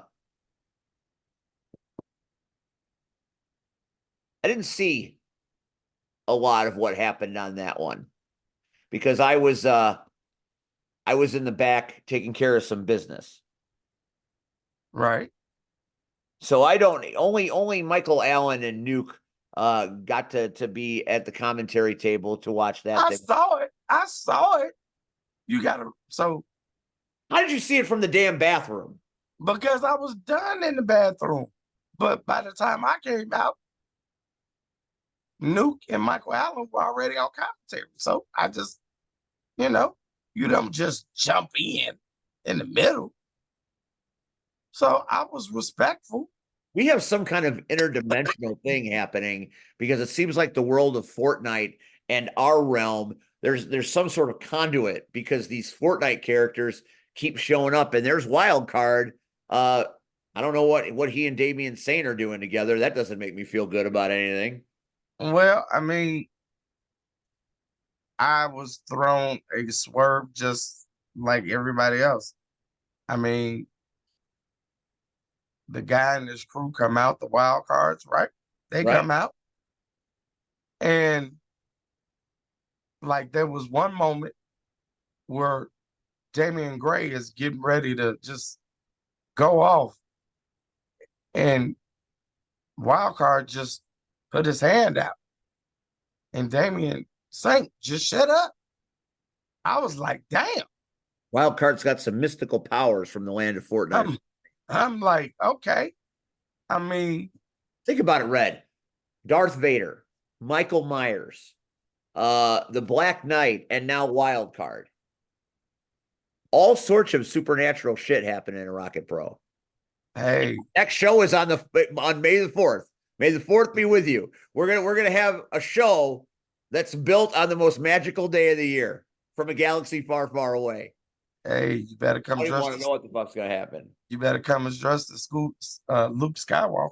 I'm just gonna be there. I'm doing commentary only this time. I don't need to be in the main event. I don't even need to be. I'm just gonna sit there and talk about it. Oh, I'm coming. I'm coming, but how I'm coming is gonna be different. So Are you coming in Star Wars gear? and we'll have to see, right? Are you C Red? Are you the Emperor? Me, the Emperor? The Sith? The championship match, Aaron Stone and Steve Michaels, was quite a match. And it Yeah. came down to a disqualification, as of all disappointing things, in a match that had so much fire, so much passion, so much storytelling, between two men that really wanted to find out who's the better man. But we'll never know, at least not this month, because it turned into a complete fracas, which led to some very interesting things happening at Kicks on 66. First of all, the championship will be on the line in a triple threat match, as Michaels, Stone, and Kolak Samana will be competing for that title, which I think has epic implications. And the general managers will go one-on-one to see who gets total control of Rocket Pro, as Damian Saint gets back in his tights after a few years to take on everybody's favorite turtle. So all I'm saying is, if you missed spring break, Don't forget about the triple threat tag match for the tag. Well, that's what we're going to talk about. It. So, and if that's not enough to make you want to show up, the 3 rings, the Youth Gone Wild, the final level. That is RPW equivalent of the Hardys, the Dudleys, Edge and Christian in a ladder match. That's what this is. Yeah. It's of that magnitude. You've got people that have been fighting forever in one form or another coming together in their tag team forms. Damn, that's a main event. I mean, when you look at it, first of all, let's not shortstop the Maximus Orion Most Isley Cantina street fight. You will never find a more wretched hive of scum and villainy. so Oh, you're Greedo, aren't you? You're coming as fucking Greedo. no. But when we look at this tag match, let's be honest and let's look at this. We have the champions, right? Who have defended whether circumstances or not. They've defended the titles. Right. Youth Gone Wild came in Made a statement. with a purpose that they want the tag title. Tried to kill And- Marshall Rocket. Tried to kill him. Yeah.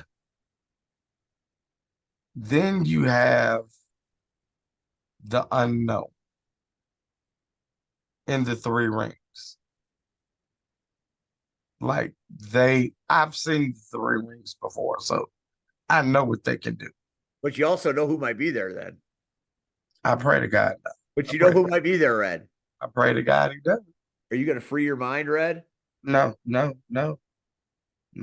going to get in my car and drive off. That's what So, I'm going to. We've got the tag team match that will make history at Rocket Pro. And then we've got the first ever Mos Eisley Cantina street fight, which if somebody doesn't get hit with some blue milk, we're just letting the best things in life pass us by. I agree. So there it is, kicks on 66, and it's a short turnaround because spring break was late. So we're 2 weeks out. The finale Yep. is on fire, and before you come to the main event, don't miss Fan Access. I'll be there.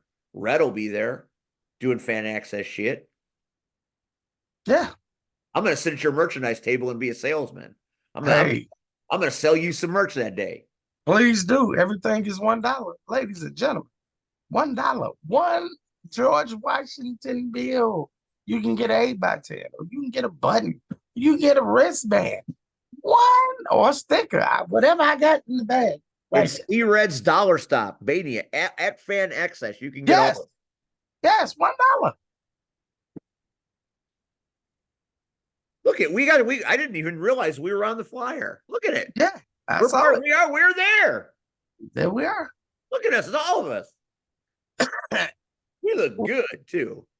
There's that fucking Blackburn, that fucking piece of shit. Right. I'm trying to figure that shit I'm gonna out. beat his ass. That's what I'm gonna do. I'm gonna get on the mic. If they have a live mic at Fan Access, I am gonna air my grievances with Blackburn at Fan Access. I am gonna take him to task and tear his monkey ass down. Okay. Motherfucker can't even do his job. Remedial broadcast student. That What? dude couldn't hold Michael Allen's jockstrap. Oh, not at all. Not at all. Anyway, there'll be more. Come to Fan Access. You want to know how I really feel? Come to Fan Access and find out. And what does Rachel always say? Fuck around and find out. Yeah. Hey, girl. All right. So Hey, let's girl. go. This Friday night in the city of Franklin Park, we have got Chicago style wrestling, Once Upon a Time in Chicago. To me, the way they are making these shows, it just gets bigger and they push the envelope with each show. So let's start with some of these matches. This one was just announced fairly recently. We've got a tag team match. The Hate Keepers, not very fan friendly, obviously. Marston and Boucher, they former tag team champions. I mean, they're as good as it gets from Iowa, no doubt about it. They are two talented, tough hombres. And they're taking on everybody's favorite new tag team, Adam Stallion and Party Cypher. Cypher has undergone a transformation of epic proportions at the hands of Adam Stallion. It's like I can't describe it right. You have to see it for yourself. So, Red, we'll do our predictions. I don't, I mean, I know the Hate Keepers, they run as a pack, they run as a group, and they usually have numbers. But when you have Cypher as your tag team partner, y'all are all automatically have numbers. So I think Stallion and Cypher win this match. I'm going to agree based on the simple fact,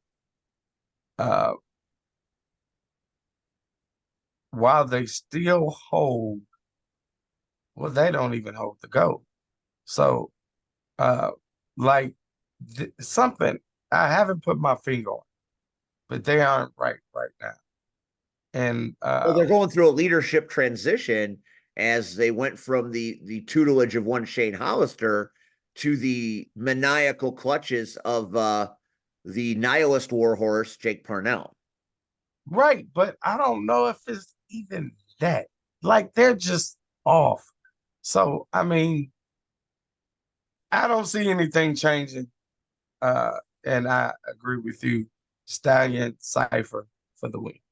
Next up is another one of those matches where the winners win this because there's no way in the world the people they're fighting in any dimension, any reality can possibly win. And it is a trios match. You've got the Brass Holes, my favorite people. You've got Jax, you've got Ryan Matthews, and you've got the Metro Division champion Iniestra Esueño taking on the diamond in the rough, Rafael Quintero, who is on the roll of a lifetime, the one true king of Franklin Park, Axel Rico, and then Gringo Loco, who with Heather Reckless last month put on a goddamn storytelling clinic. If you haven't watched that match, go to IWTV, watch Over Like Clover, and watch that match. That match, for being an intergender match, is one of the best I've ever seen. It was the match of the night for sure. So I don't think there's a way that the Brass Holes can touch those three men on the other side of that picture. Gringo Loco can outrun, like Rico and Quintero can just stay home. But they're not going to stay home. They're there. I know, but they could. Former CSW champion, and I think he's going to be a future champion. They can sit at the bar. I'm just saying, Loco can out Russell all three of these guys out their boots. You're not wrong. So we're in agreement. That's two in a row we agree on. Two. And I'm about to give you the third one. Bad things happened in Franklin Park last month. Liberties were taken, and heroes became goats so very quickly.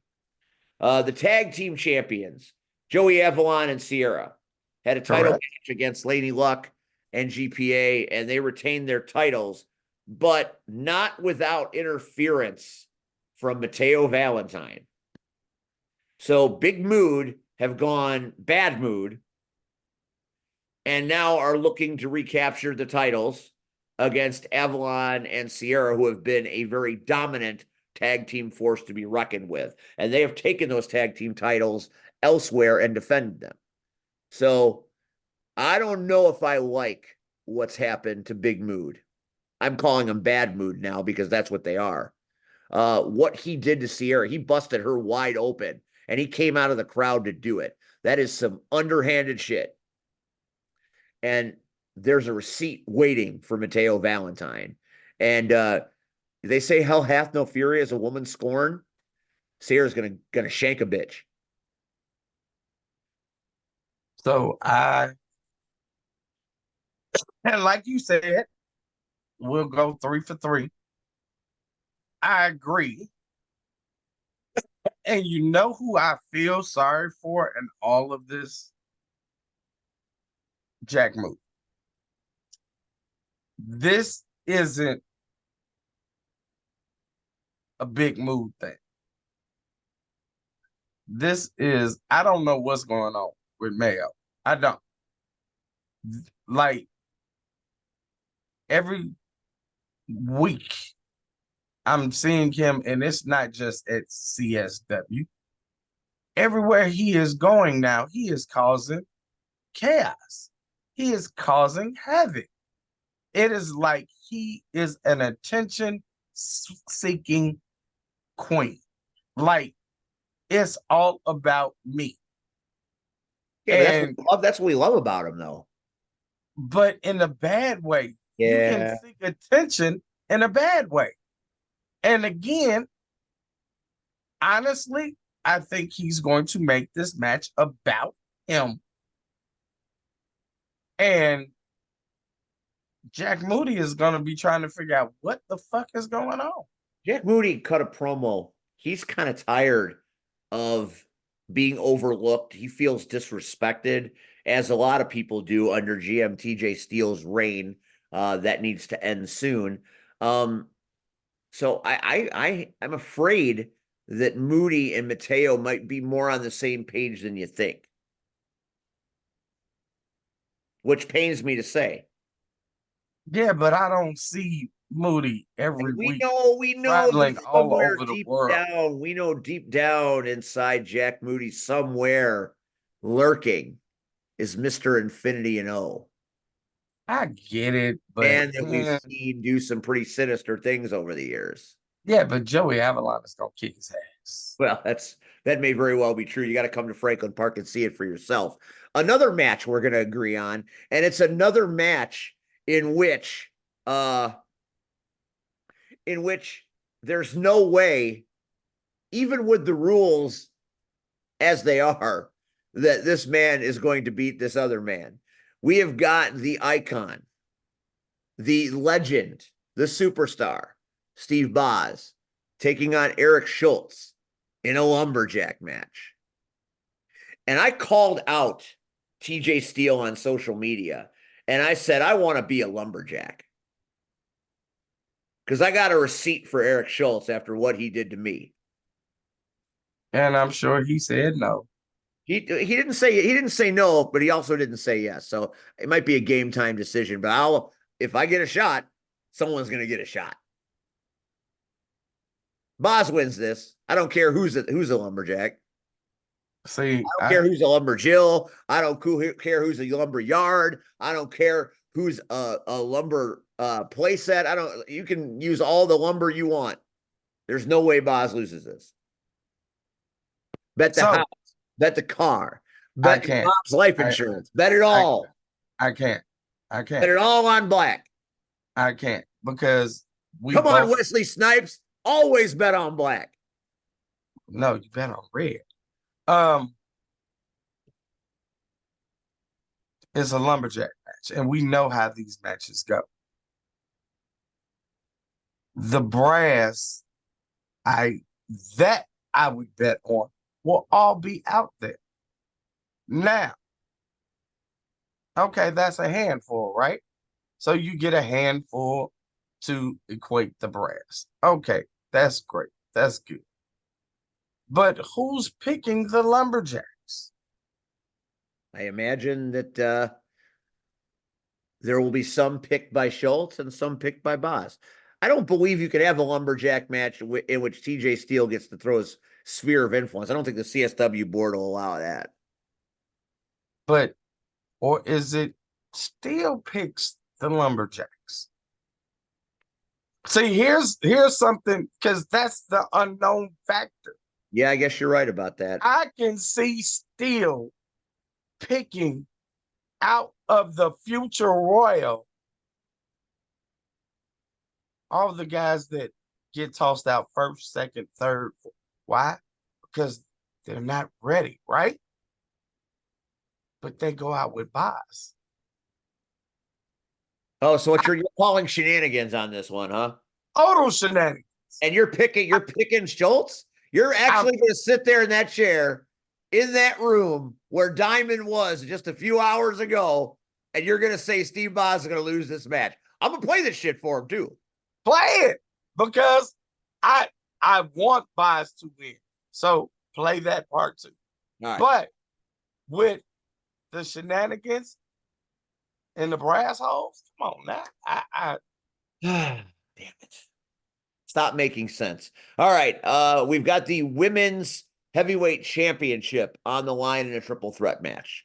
Okay. Heather Reckless, Amina Belmont, and the returning Shelly Benson, the bombshell, back from an injury, ready and cleared to fight, putting her title on a line against the woman that won a #1 contenders match. And Heather Reckless, who, again, like I said, I will never look at her the same again after what she and Gringo Loco did. She's bad. She's a bad bitch. You don't want to mess with her. I think No.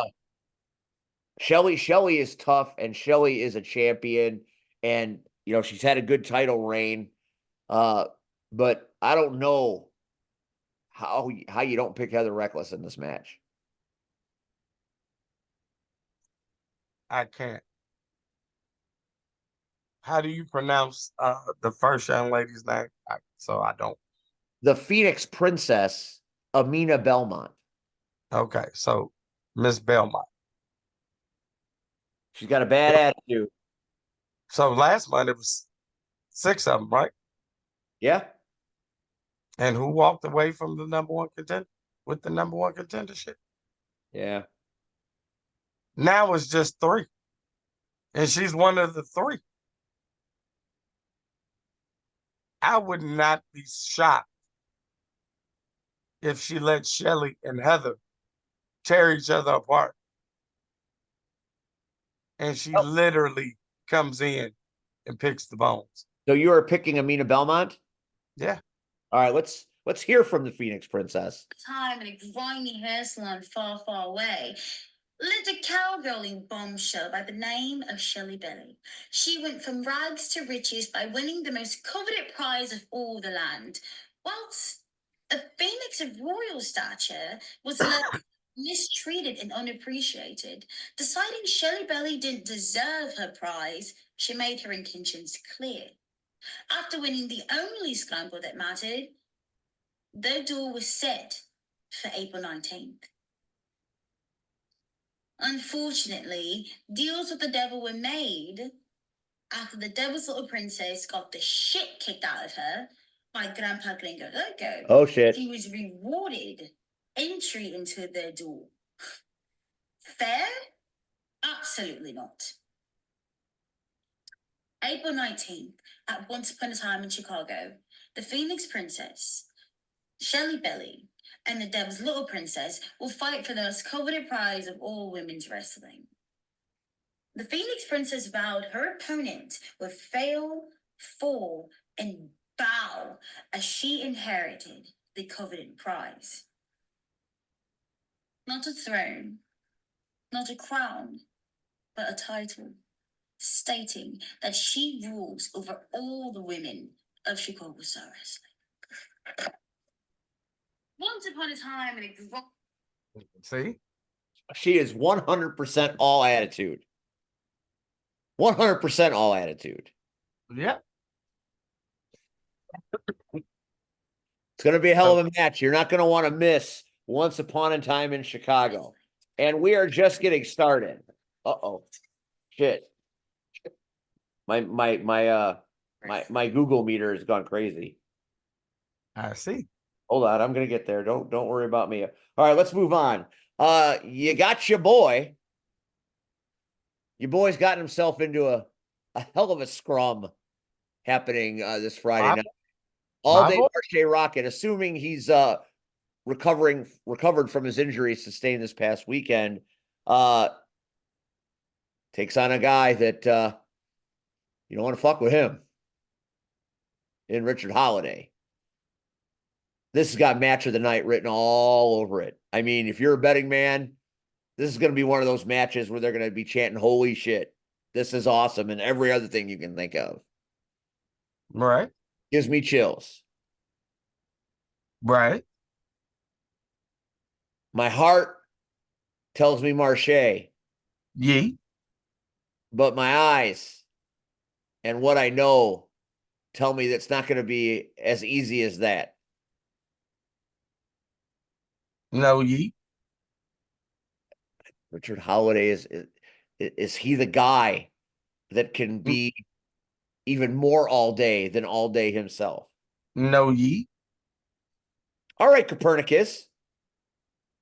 Tell me what you see. All day. That's it? It's Marsha Rocket. But it's Richard Holiday. I don't give a flying fuck. It's Marsha Rocket. What do you mean? You got to respect what the man has done and can do. Okay, I do. But guess what? Yeet all day. Why are you yeeting so much? Yeet.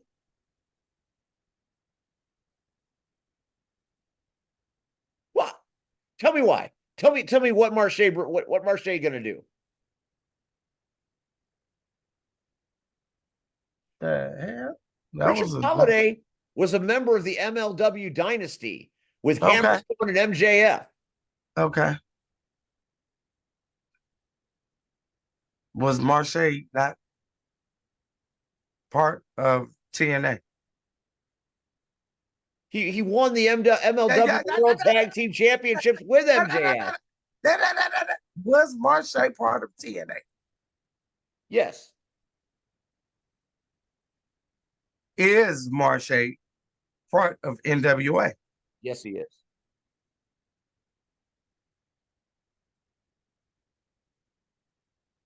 TNA, NWA, MLW. You're playing that card. I'm just saying, every time we turn around, right or wrong, the man is offered contract after contract after contract after contract, right? It's one contract, maybe two, but I think one that he's looking for, right? Right. It's Marshe Rock. All right. All right.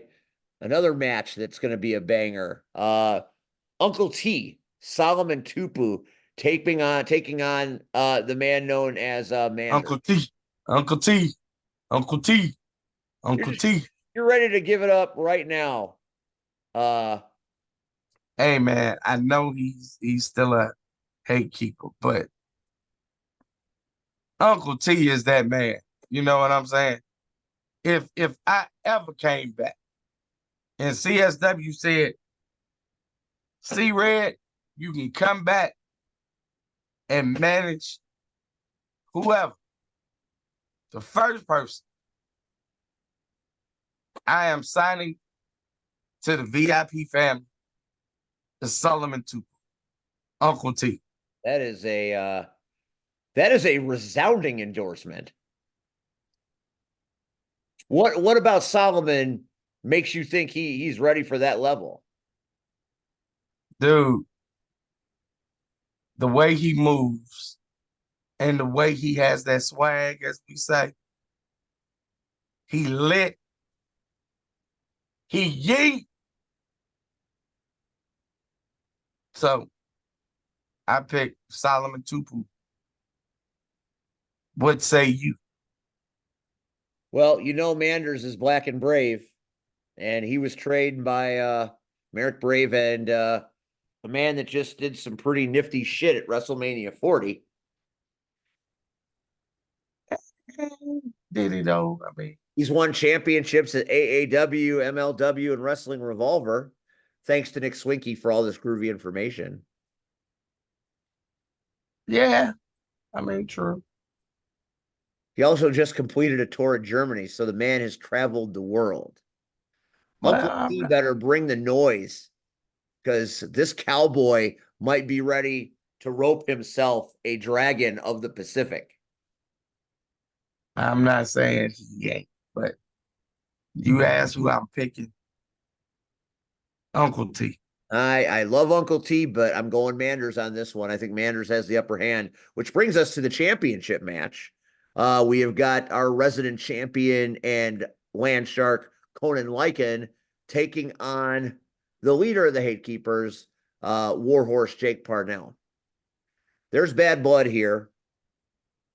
There's going to be shenanigans here. This will be the match that tests Lycan like no other.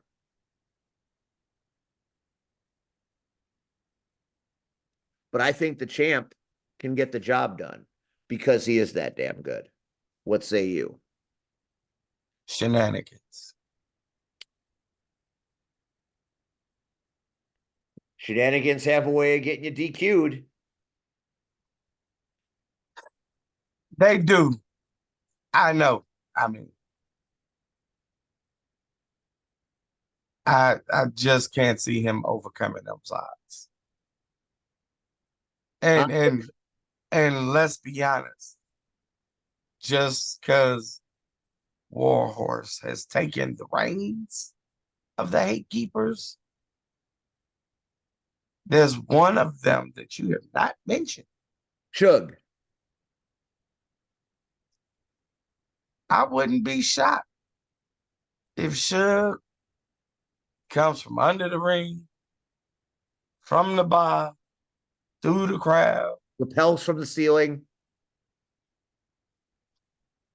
If nothing else, to prove a point to Conan, you don't turn your back on the Hate Keepers. I have seen Lycan do things that normal humans shouldn't be able to do. Red goes Warhorse, I go Lycan. And that brings us to our final match of Once Upon a Time in Chicago. I'm calling this the Legacy match. It is Chicago's sweetheart, Missa Kate, taking on AEW superstar Sky Blue. I refuse to pick. This story goes back all the way to 2018 and 2019. They have been friends. They have been tag team partners. We all remember Too Nerdy. They were on a Christmas episode of this show. Yes, they were. Yes, they were. They have both gone on to have incredible careers. Missa Kate NWA. She is working all over the damn place. She just had Missa Mania out in Philly. So to say Missa Kate is at the top of her game right now is an absolutely accurate statement. And then you have the new version of Sky Blue that's about to have an action figure drop. Well, I'm getting that. She's on the side of a truck, for God's sake. And she is turning heads everywhere she goes. They have been friends. They have been adversaries. They have been family. And now it comes down to this. You want to talk about the Forbidden Door getting kicked off its hinges? This is that match. It's really difficult to pick this match. I'm not picking. Because both of these ladies have a pedigree second to none in this business.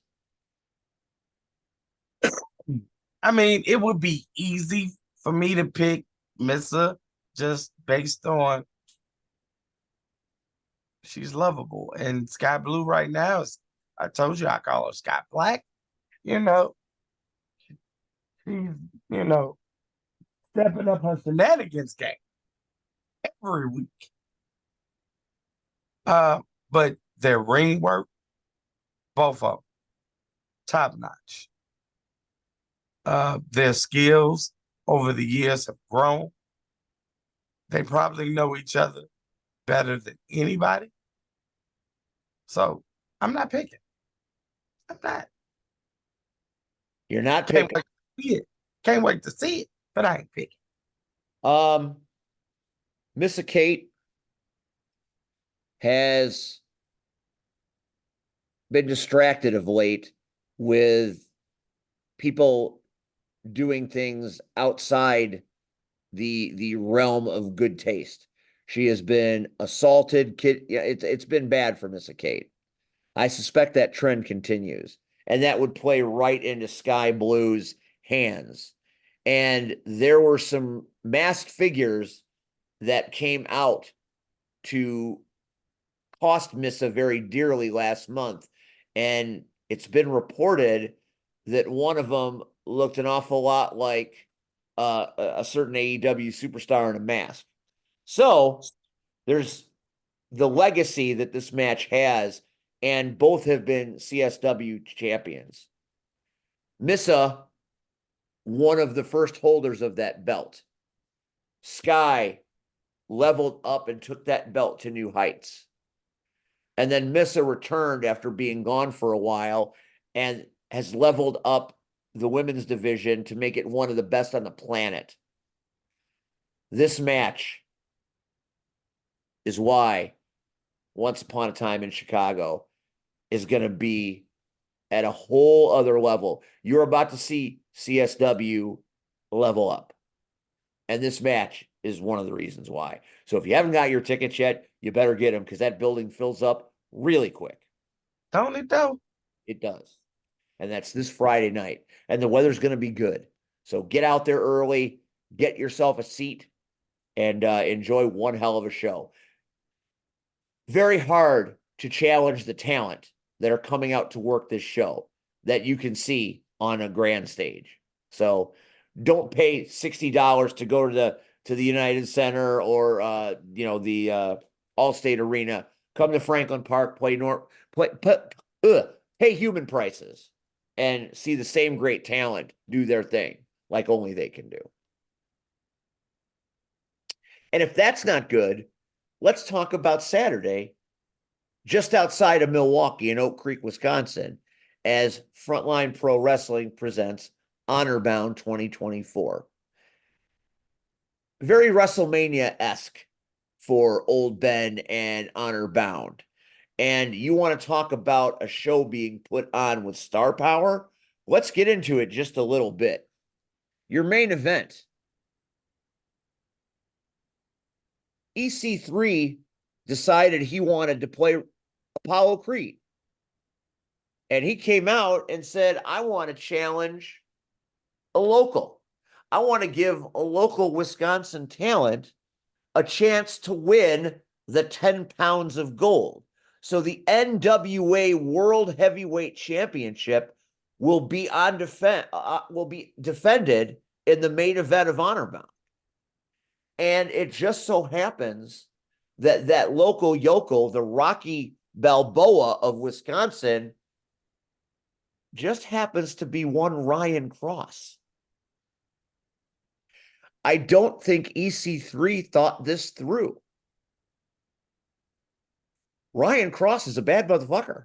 Yes, he is. He's not just a good wrestler. He's not just a great wrestler.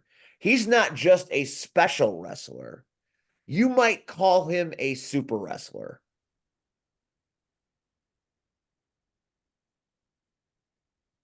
Horrible. You want to talk about main event? That's the shit right there. Ryan Cross might walk out of Oak Creek the new NWA champion, but it would be really hard to bet against EC3 because he is that damn good. And he's held the 10 pounds of gold for a minute, and he has been a fighting champion, defending it everywhere he goes, including on May 3rd in Highland Park at NWA Chicago's second event in a triple threat match. So EC3 loving the Chicagoland, Milwaukee area, taking that belt and bringing it everywhere. So what do you think? I'm picking Cross. So you're just EC3 is just going to lose his title. Hey, I like Cross. I don't like EC3. All right, well, that's fair. You would know because you're Mr. NWA yourself. I can't say that. Mr. NWA is Joe Alonzo. I'm sorry, Joe. That's on me. That's on me. In another legacy match, a legacy type match, I had a chance to interview Coda Jacobs in the ring in my In Focus segments about his big match coming up with Ken Anderson. Yes, that Ken Anderson. Ken Anderson trained Coda. Wrote a note to him telling him he would never be a wrestler. He wouldn't be good enough to get it done. Coda Jacobs has gotten it done and then some. He is one of the highest flyers, biggest superstars in the Frontline Pro locker room. He is a record holder as far as tag team champions with the Absolute Power Trip and his partner, Aaron Arsenal. being employed by Stryker Industries. So Coda is a success story, but he doesn't feel like Ken Anderson sees him that way. It's the student with sour grapes taking on the man that inspired him to get to this level and trained him. That's tense, man. That's storytelling right there. Does Coda have the wherewithal to take out his teacher and prove him wrong? Or will Mr. Anderson reach up to the heavens one more time and pull a victory out? What say you? Shenanigans. So you think Stryker Industries is going to come and mess the whole thing up, eh?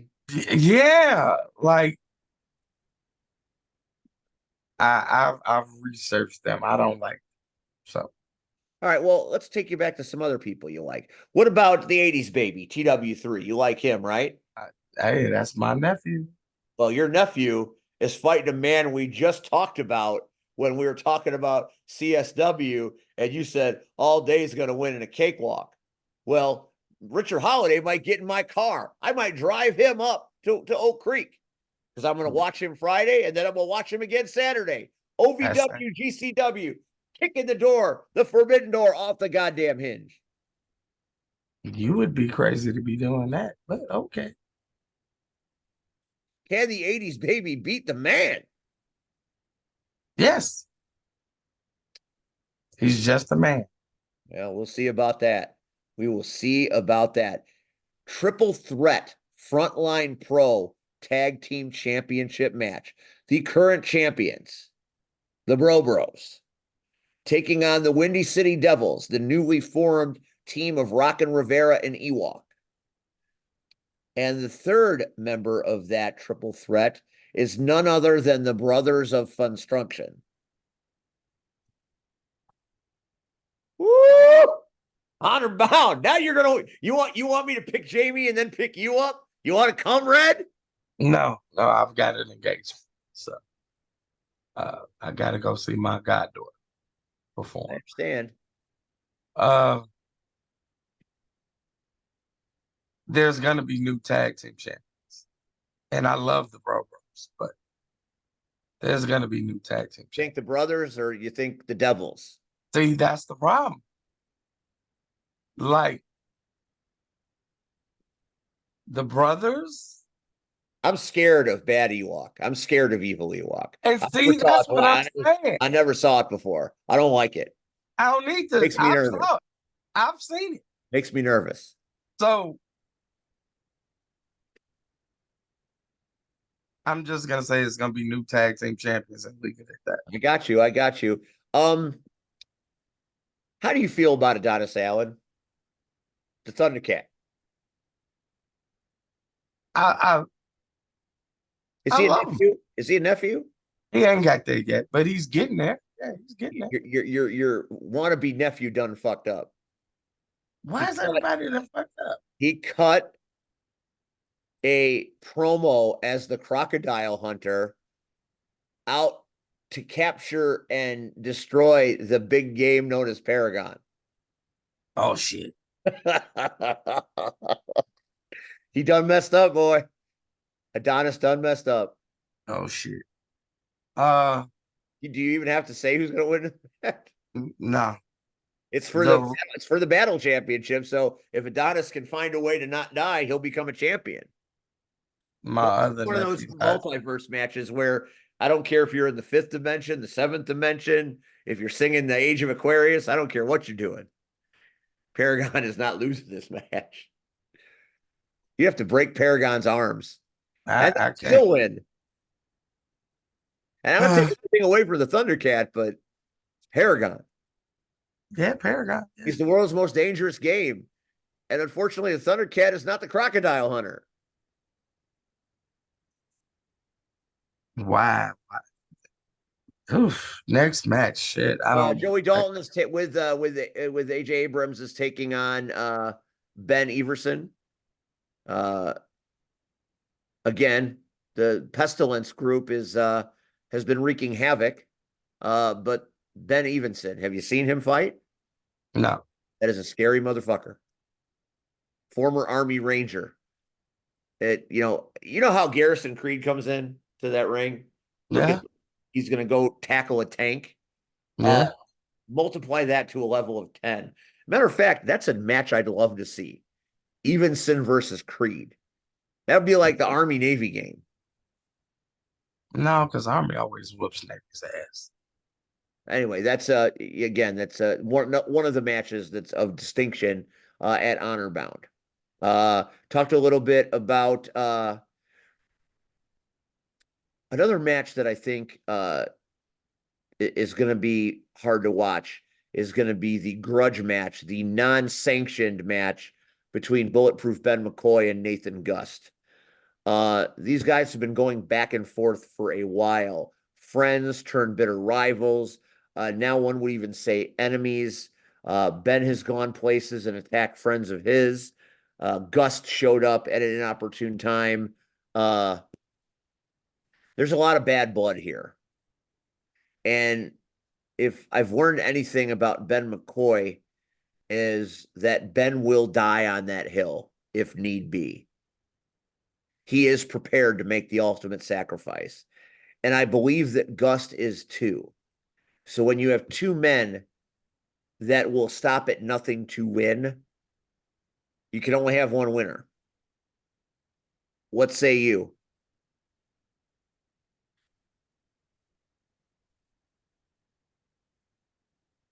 I've known Ben a long time. And Ben is crazy as hell. So I'm going to pick Ben. I can't pick against the boss, but I know this is going to be a match that's going to change somebody's life. So this is another one of those matches that could be match of the night.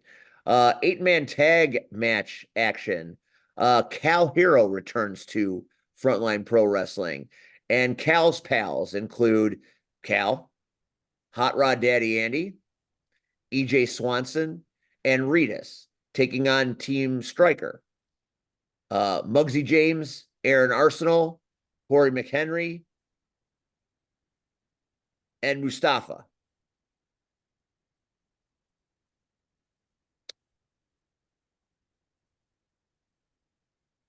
Too many. That's a lot of people. Right. That's a lot of big personalities. A lot of. So I don't know. I don't want to falsely call it out. I don't think anybody. I'm interested to see who doesn't get hurt and is able to walk away from that match. But that's happening. Look at all these matches. Look at the quality of these matches. I mean, this is big. How about not just Shaq? How about Shaq Jordan, the generational treasure, taking right. Ragnar the Ruthless? If you've never seen Ragnar fight, that dude is scary good. This might be Shaq's biggest test yet. And he's the guy that beat Quinn Whittick for the championship after Quinn Whittick's historic run. Can the generational treasure level up to the point of taking out this guy? What do you think?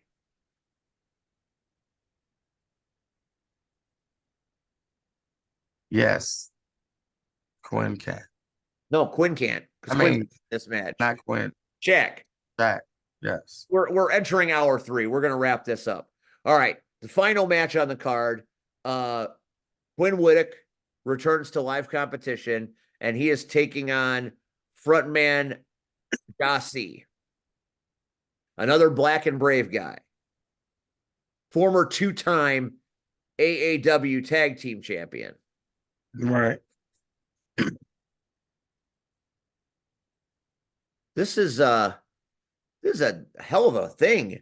These are two guys that this could be an Iron Man match. This could be an hour long.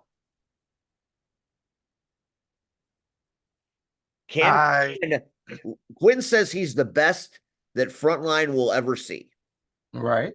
He is Frontline. And this guy's coming into his house.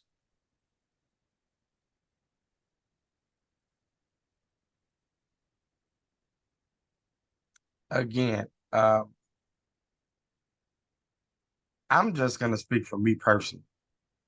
I have seen Quinn over the past few years do the most amazing, crazy, I would never do that in my life type shit. I think what everybody at Honor Bound will be, because I'm not gonna lie, I seen the his opponent before. I'm not gonna say I wasn't impressed, uh, but he's no Quinn for me. Uh, and I just think Quinn is gonna jump and put those big ass boots down his fucking mouth. I That's just me. Uh, We are Quinn is one of my most favorite uh wrestlers to watch now. So I love Quinn Whittick. I prefer Vlad Bladder to Quinn Whittick, but that's a whole other story for a whole other time. Quinn Whittick says he's Frontline Pro. He is Frontline Pro. At Honor Bound, we find out if that's true. So if you haven't gotten your tickets yet, you better get them, because this match is going to be absolutely electric, happening this Saturday in Oak Creek, Wisconsin at the Salvation Army Center. It's going to be big. Don't miss it. I'm missing roller derby to go to this thing. That's how important it is. So come on up to Honor Bound. It's not 5 hours away like the other places. This is only an hour and 40 minutes away. It's an easy drive just outside of Milwaukee. It's going to be a hell of a show. All the stars are going to be out. You'll get to get autographs, take pictures, and have a great time. Frontline Pro does it like none other. It's top-notch talent, top-notch storytelling. Get out there and check it out. Want to thank DTA for being a great guest tonight. Watching him and you go at each other is why we do this. That is why we do this, those stories. And watching him get emotional about his time at Windy City lets you know the power of this business. When it's good, it's great. And when you respect it, it makes you emotional because you have worked hard for something. And I really felt that. And I really appreciated that kind of he really let us see behind the curtain, behind the man that he is, the fun-loving, happy, always laughing, cracking jokes. But there's something deeper about him, and I think that really came out tonight. And I really appreciated the transparency. So thank you, DTA. And thank you, Red, for being your usual awesome self.